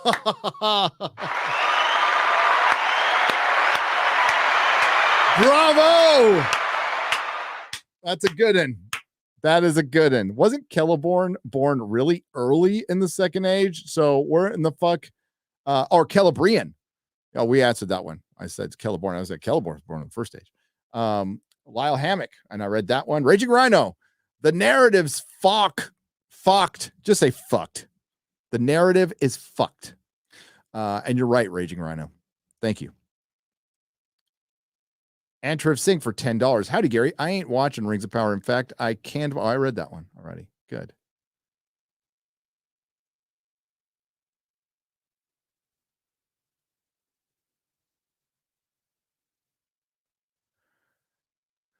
Hey, Gary Dolph. I don't want to. Thank you. When are you going to call for the charge of the Rohirrim? I am ready, and so is my body. We're doing it. This is it. Ulfenor Berserker for $5. Thank you. No, this is it. You guys are doing it right now. It's happening. If they have to pull their "you're a racist" card after the premiere of the first 2 episodes, if they have to keep people from removing reviews from IMDb, the site that they own, obviously they're not being protected by Rotten Tomatoes at all, which I think is kind of funny. Might have something to do with them being owned. 25% of it is owned by Warner Brothers. And there is definitely a Warner Brothers Amazon pissing match going on. And then Elon piling on. Oh, fuck. This is huge. The View fucking talked about it. The View. And maybe I was wrong. Did The View talk about Star Wars, Star Trek, Doctor Who, or anything else? No, they talked about this. And Whoopi Goldberg was ignorant, as she always is. The same, I can't even say it because I said it last time, what she said, and my damn live stream got demonetized. But you guys knew what she said. You know what she said. And she still has a job. And we're going to listen to this boob? No. Based on her logic that these are just pretend things and they don't count anymore, then I want Kate Blanchett to play the Woman King, okay? And it shouldn't be a problem. Ryan Gosling will be T'Challa, okay? Shouldn't be a problem, okay? Are we there yet? I don't think so.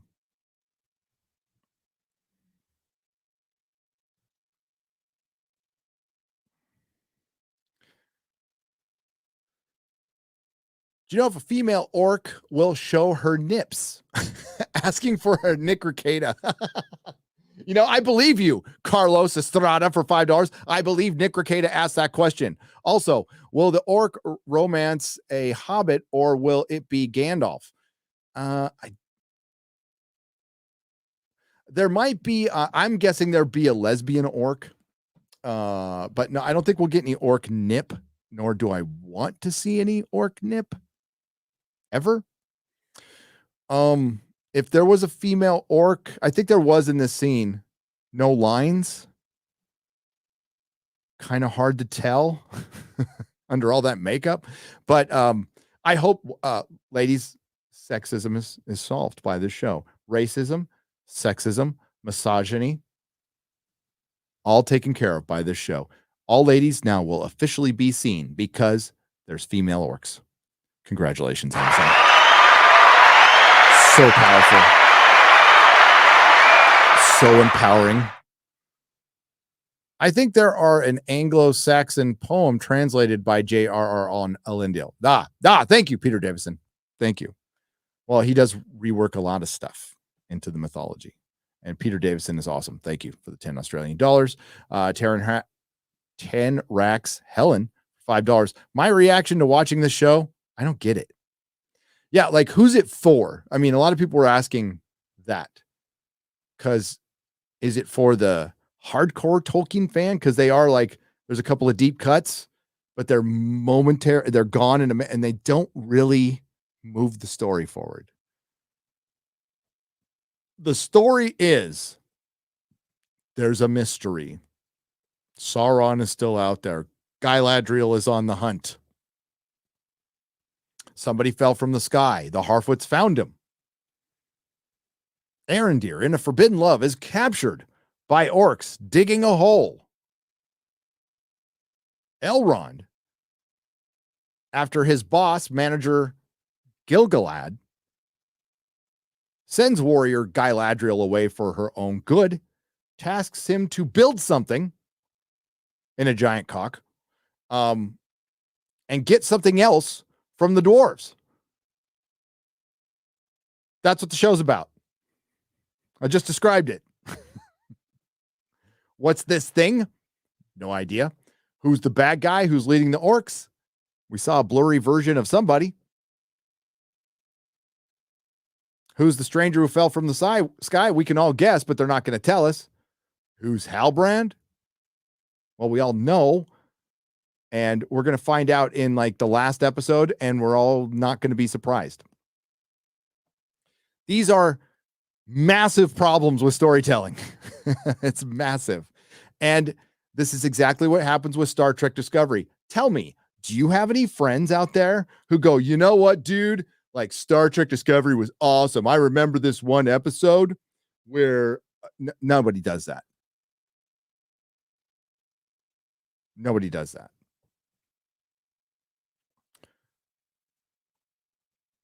Where Saru, was it Siru?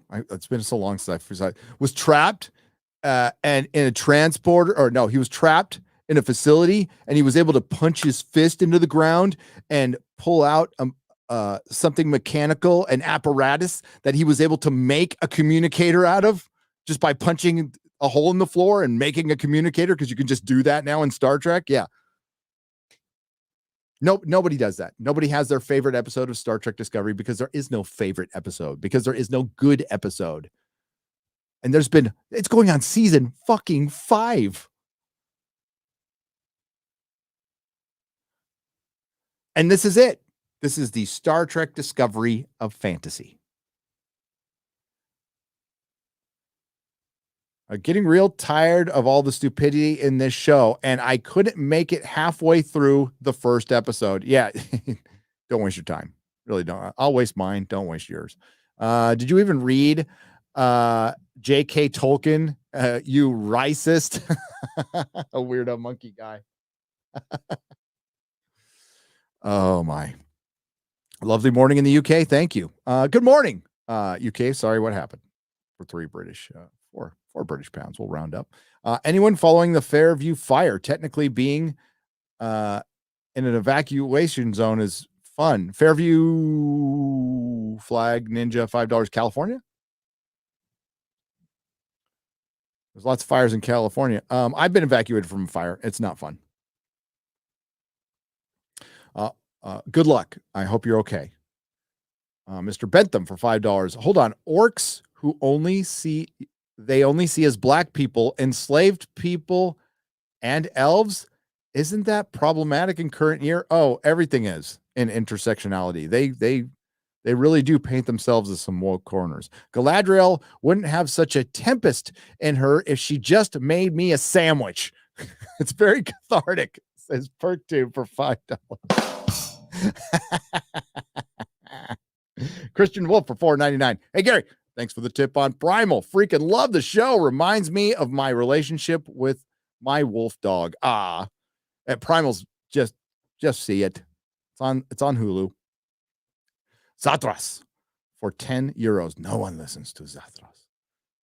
The values Elizabeth II did her best to stand up for: dignity, unity, duty, continuity, faith, our real life, true leadership. Most difficult, woke entertainment, deaf and blind to true Galadriel. Yes. Absolutely. That kind of a regal lady. They say she's going to eventually morph into that. Morphid's going to morph into it. It's just going to happen. Just watched episode 3. I almost physically have to turn it off. Galadriel makes me angry how much of a see you next Tuesday she is. I can't keep going to watch you guys tear it apart from now. $10 for your service. Thank you, Movie Mangler. You're the Movie Mangler too. Gary, Freedom Tunes is owned by Seamus Coughlin from Tim. Oh, yeah. I'm sure he would be cool with you showing his content. And he doesn't even know who I am, but I know of him. I'll check out how long it is, and we can look at it towards the end. Speaking of Queens, okay, I got that one already. All right.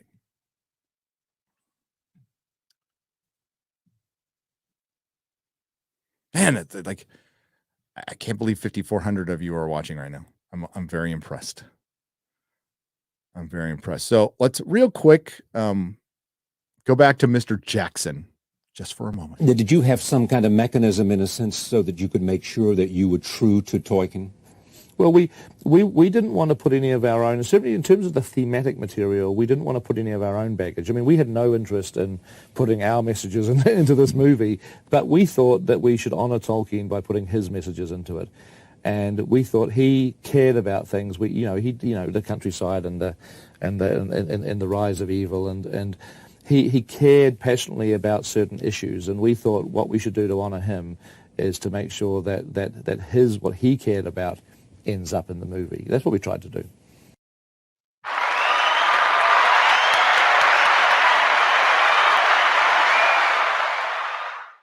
Very good.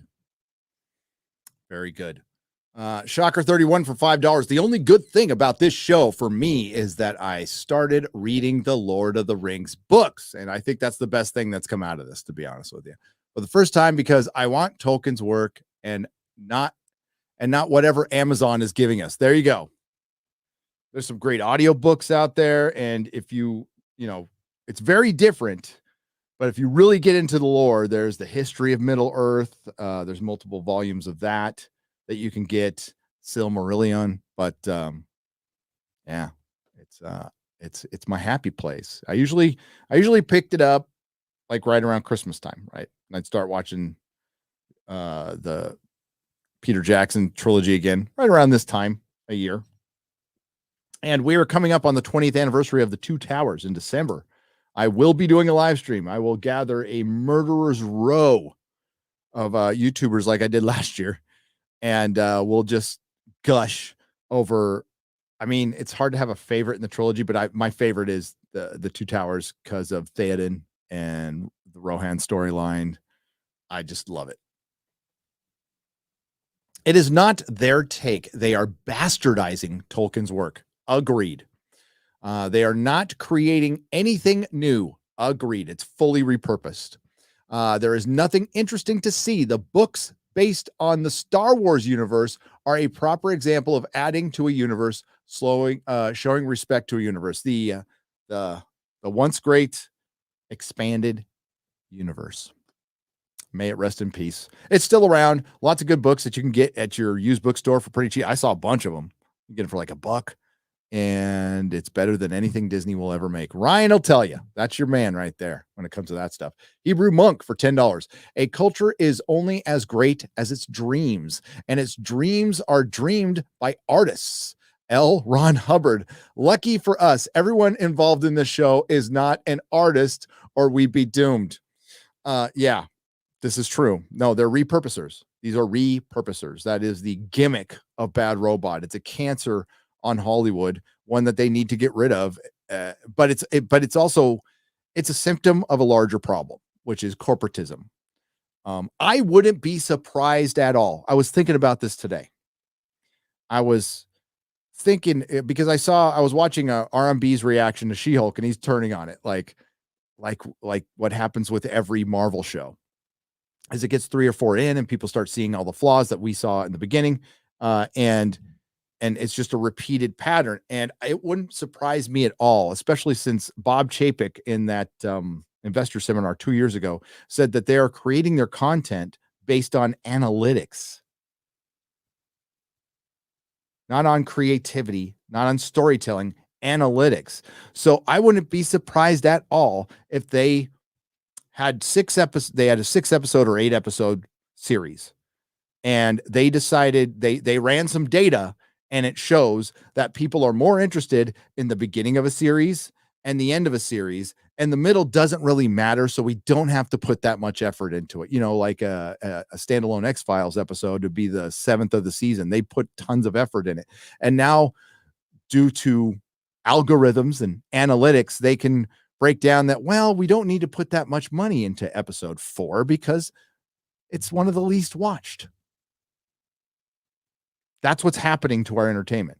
I don't have any, it's just speculation. I just don't think I'm wrong about this. It's pie charts. It's the pie chart philosophy of a corporation, which is antithetical to art. Now, art needs business. They need to be married for it to sell.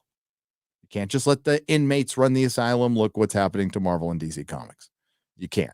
You got to have businessmen there. Sometimes you have artists who are good businessmen. It's rare, but sometimes you have it. And that's what we're dealing with right now. That's why the director has no power anymore in film. The producers had power, but the director had say. Like, directors had juice in Hollywood that very few do now. Very few. There used to be a dozen directors who had tons of juice in Hollywood. Now there's 3, maybe, and one of them wants to quit. And a major studio pissed off Nolan, pissed him off to no end. And is that the guy you want to piss off? The one director has a fan base that people will go see everything he makes, no matter what. You pissed him off.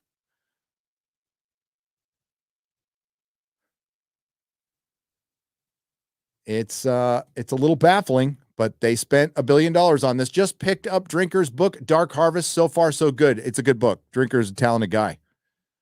Pop Culture Rocks for $10. You'll know things are turning around when Hollywood reaches out to Drinker, and maybe they already have. There are little signs that things are turning around. The Tolkien fandom has been one of the best white pills I've seen in my entire very short career here on YouTube. But even as a viewer, going back to, the beginning of the dark days when it was just hopeless. It was hopeless a couple of years ago. It was hopeless 6 months ago. Daenerys going Mad Queen will make more sense than Galadriel going Regal Queen. Now that is how you wrote a bad character. Deceptions forever. That is Decepticons. Sorry, my bad. Decepticons forever. Brilliant take. Well done. Agreed.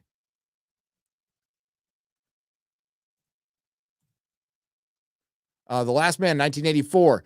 Do you think Robert's Rebellion would have been a better series to follow up Game of Thrones? Also, the actor that plays Viserys is killing it. Patty Constantine. His outburst at Jason Lannister was great. Perhaps he could have played the Mad King. He could have. And who saw Paddy Constantine playing a good king? That scene was great. There was multiple great scenes, but I think that entire scene where Jason Lannister came up and then Otto came up and then Lionel Strong came up with like the good choice as far as marrying off Rhaenyra, I thought that was all brilliant. I thought it was all brilliantly done. I agree. I think House of the Dragon, like from a business sense, it makes sense because there's a bunch of dragons. But it doesn't have the weight of A Song of Ice and Fire of Game of Thrones. It just doesn't. Like, this is good, but I would rather have the win's a winner. That's what I'd rather have.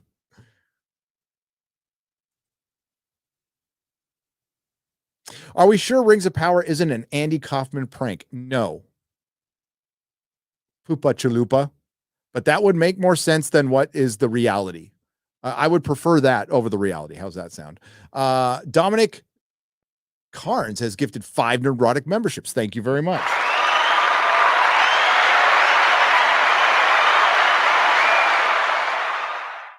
Will M for $40. Yes, Ryan still owns it. Thanks for the shout out. Hail to the fellowship. Hail to you. Hail to the fellowship.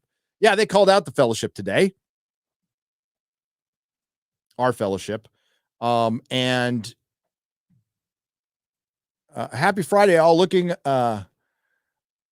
looking for the only unabridged audio version, look for one with Robert Inglis. Yes, Robert Inglis has the unabridged. I have all the versions, by the way. Cassette tape, CD, and on digital. And you can hear, like, he recorded some of this in his bedroom, and you can hear like things in the background, and I fucking love it. I love it. That is Andy Serkis has one too, and people like it, but I don't know. I prefer that one. I prefer the old guy. But we'll close on this, folks. We're going to go to Twitter, and this is just unbelievable, but believable.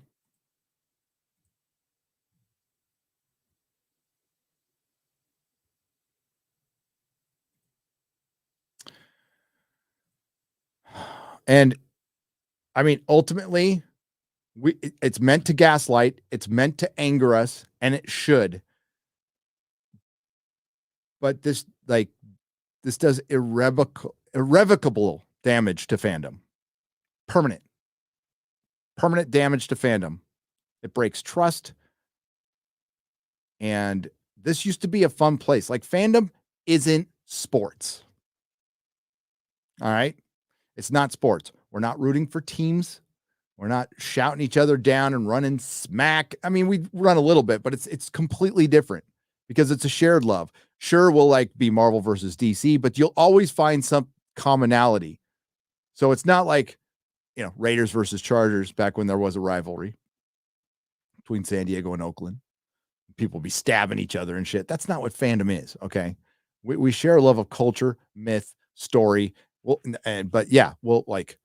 was Deckard a replicant? We'll argue like crazy over that, but we still love Blade Runner. We're just going to argue over what was meant to be an ambiguous ending that was never meant to be answered. Ridley Scott.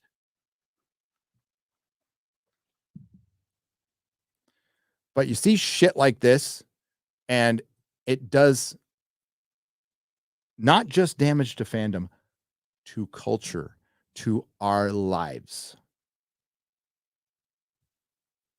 Now, this is a very easy, nobody likes racism. Everybody's against racism. When then people go, "What, are you a racist?" That's not what they mean. They're using what they call marginal people, what they call marginalized people, what they call people of color as a shield for their shit TV show. It's reprehensible.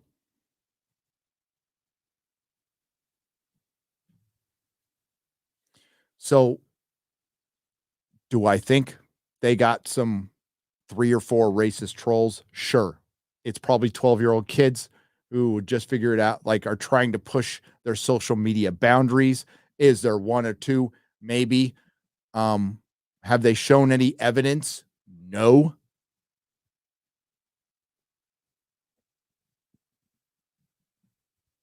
This is a marketing technique.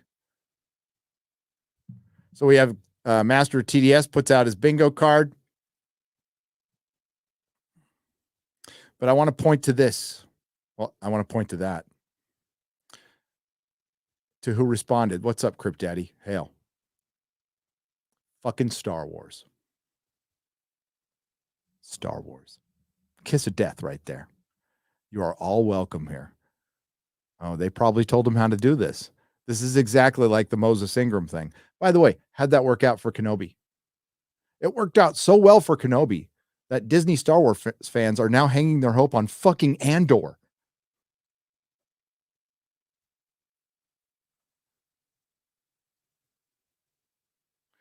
Great point here, Jonathan.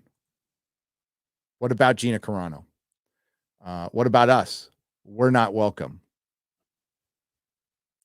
We're not welcome. Well, we're here. We're here. The fandom. The fandom that somehow is racist, yet we like House of the Dragon. Which isn't getting quote unquote review bombed. So your narrative is shit. It gets blown out of the water by House of the Dragon, which can still turn bad.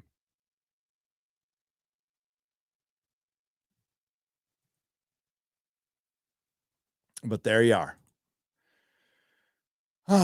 We, the cast of the Rings of Power, stand together in absolute solidarity and against the relentless racism, threats, harassment, and abuse of some of our castmates of color are being subjected to on a daily basis. We refuse to ignore or be tolerated. Please show it to me and we'll call it out.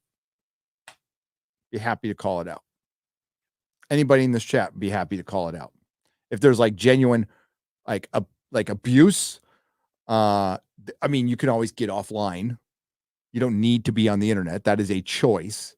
And if it's too much for you, as we've said before, I get plenty of stuff. I do not bring attention to it because it would create more of it. But to be very transparent with you, the positive statements outnumber the negative ones a couple hundred to one. Couple hundred to one. Quite frankly, my wife sees more than I do right now. So that tells you a little bit about these people. So J.R.R. Tolkien created a rich world by definition is multicultural. I mean, you mean elves? It's multicultural in the race of men. I guess you could say it's multicultural within the elves. There are different elves. There are 3 breeds of hobbits, but they're not, the Harfoots aren't multicultural. They're a breed of hobbit. You're going against that. And there is like Numenor, you can be diverse. I don't care. I don't think anybody would care. Again, there's probably some trade going on with other places, so it would make sense. No, this is deliberately to gaslight fandom and get the media to write things like this.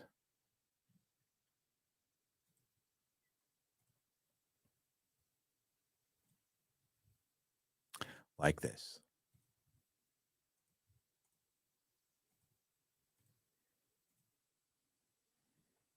Now, I've already done a video from The Conversation. Academic, I'm going to say this word very slowly, rigor, R-I-G-O-R,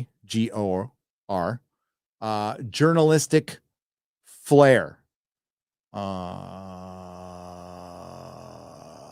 activist bullshit. The Rings of Power is suffering a racist backlash for casting actors of color, but Tolkien's work has always attracted white supremacists.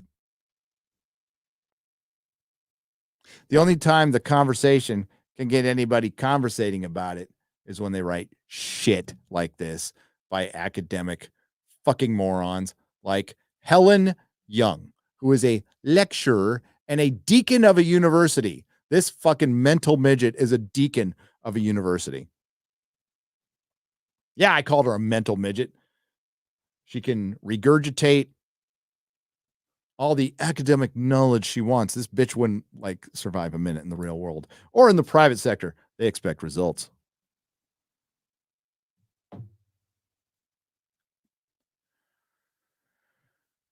I will be going over this in my video. Saving it for my video. We'll talk about it on Friday Night Tights. So we're going to get into this way more on Friday Night Tights tomorrow, later today, about 13 hours from now. We're going to have Melanie Mack and Disparu on. Who knows who else will show up? The gang will all be there. They'll have watched the episode. We'll also talk about She-Hulk. That'll take about 5 minutes. And possibly, no, we're going to be talking about this for a long time. Oh, House of the Dragon. Be happy to talk about House of the Dragon.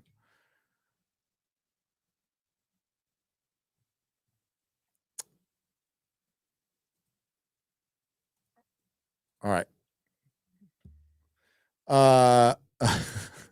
They say no Lofty. He's on a weekend live stream enough. I think we get enough Lofty on the weekends. I hear some different voices and not go all circular on you. I mean, once in a while we'll do it too with the bingeing, but at least it's two people making two separate good points, right? That we're going to argue about 3 hours, but not one person dominating and making circular points. But he is certainly allowed to. The Sacred Order of the Knightly Valor, for 500 yen. Elf, one of a race of powerful supernatural beings in Germanic folklore. Old English, elf, origin, alba, or white. Yeah. We're not allowed to bring that up. We're not allowed to have our own mythology anymore. It's the one that has to be subverted. And if it was being done with everybody else, fair enough. Fair enough. And hopefully we'll get there someday. Hopefully we'll have a good sense of humor about things. And if it was just consistent, I'd be fine with it. But it's not. And where's my Latino representation? Or Asian? I have a quarter Asian son. He can't watch Rings of Power because there isn't a quarter Asian person in it. Prominent. That's what he told me. So I can't watch it. I can't watch anything, Dad, because I'm quarter Asian. So it's only got to be people who are quarter Asian, or I can't see myself. And they have to be 6'4". They have to be 6'4" quarter Asian for him to identify with anything. The conversation brings to mind that old Guns N' Roses lyric, when you're talking to yourself and nobody's home. Way to bring up the Guns N' Roses. I like that.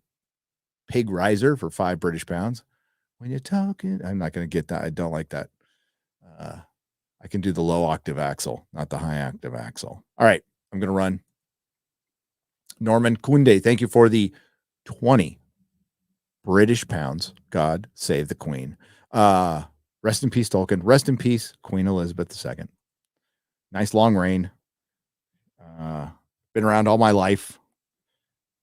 Condolences to our friends in the UK. Condolences to Tolkien fans. Be ready. There was a lot of shiny objects, and the shiny objects are going to bring out the stands. And by the way, Marvel stands are coming out to try to defend Rings of Power 2. I saw that. I was laughing so hard. I'm like, what? You can't defend She-Hulk anymore? So you're going to jump on a Marvel stand who doesn't even read a comic book is going to try to take on a franchise that's based on a book, like the one with words.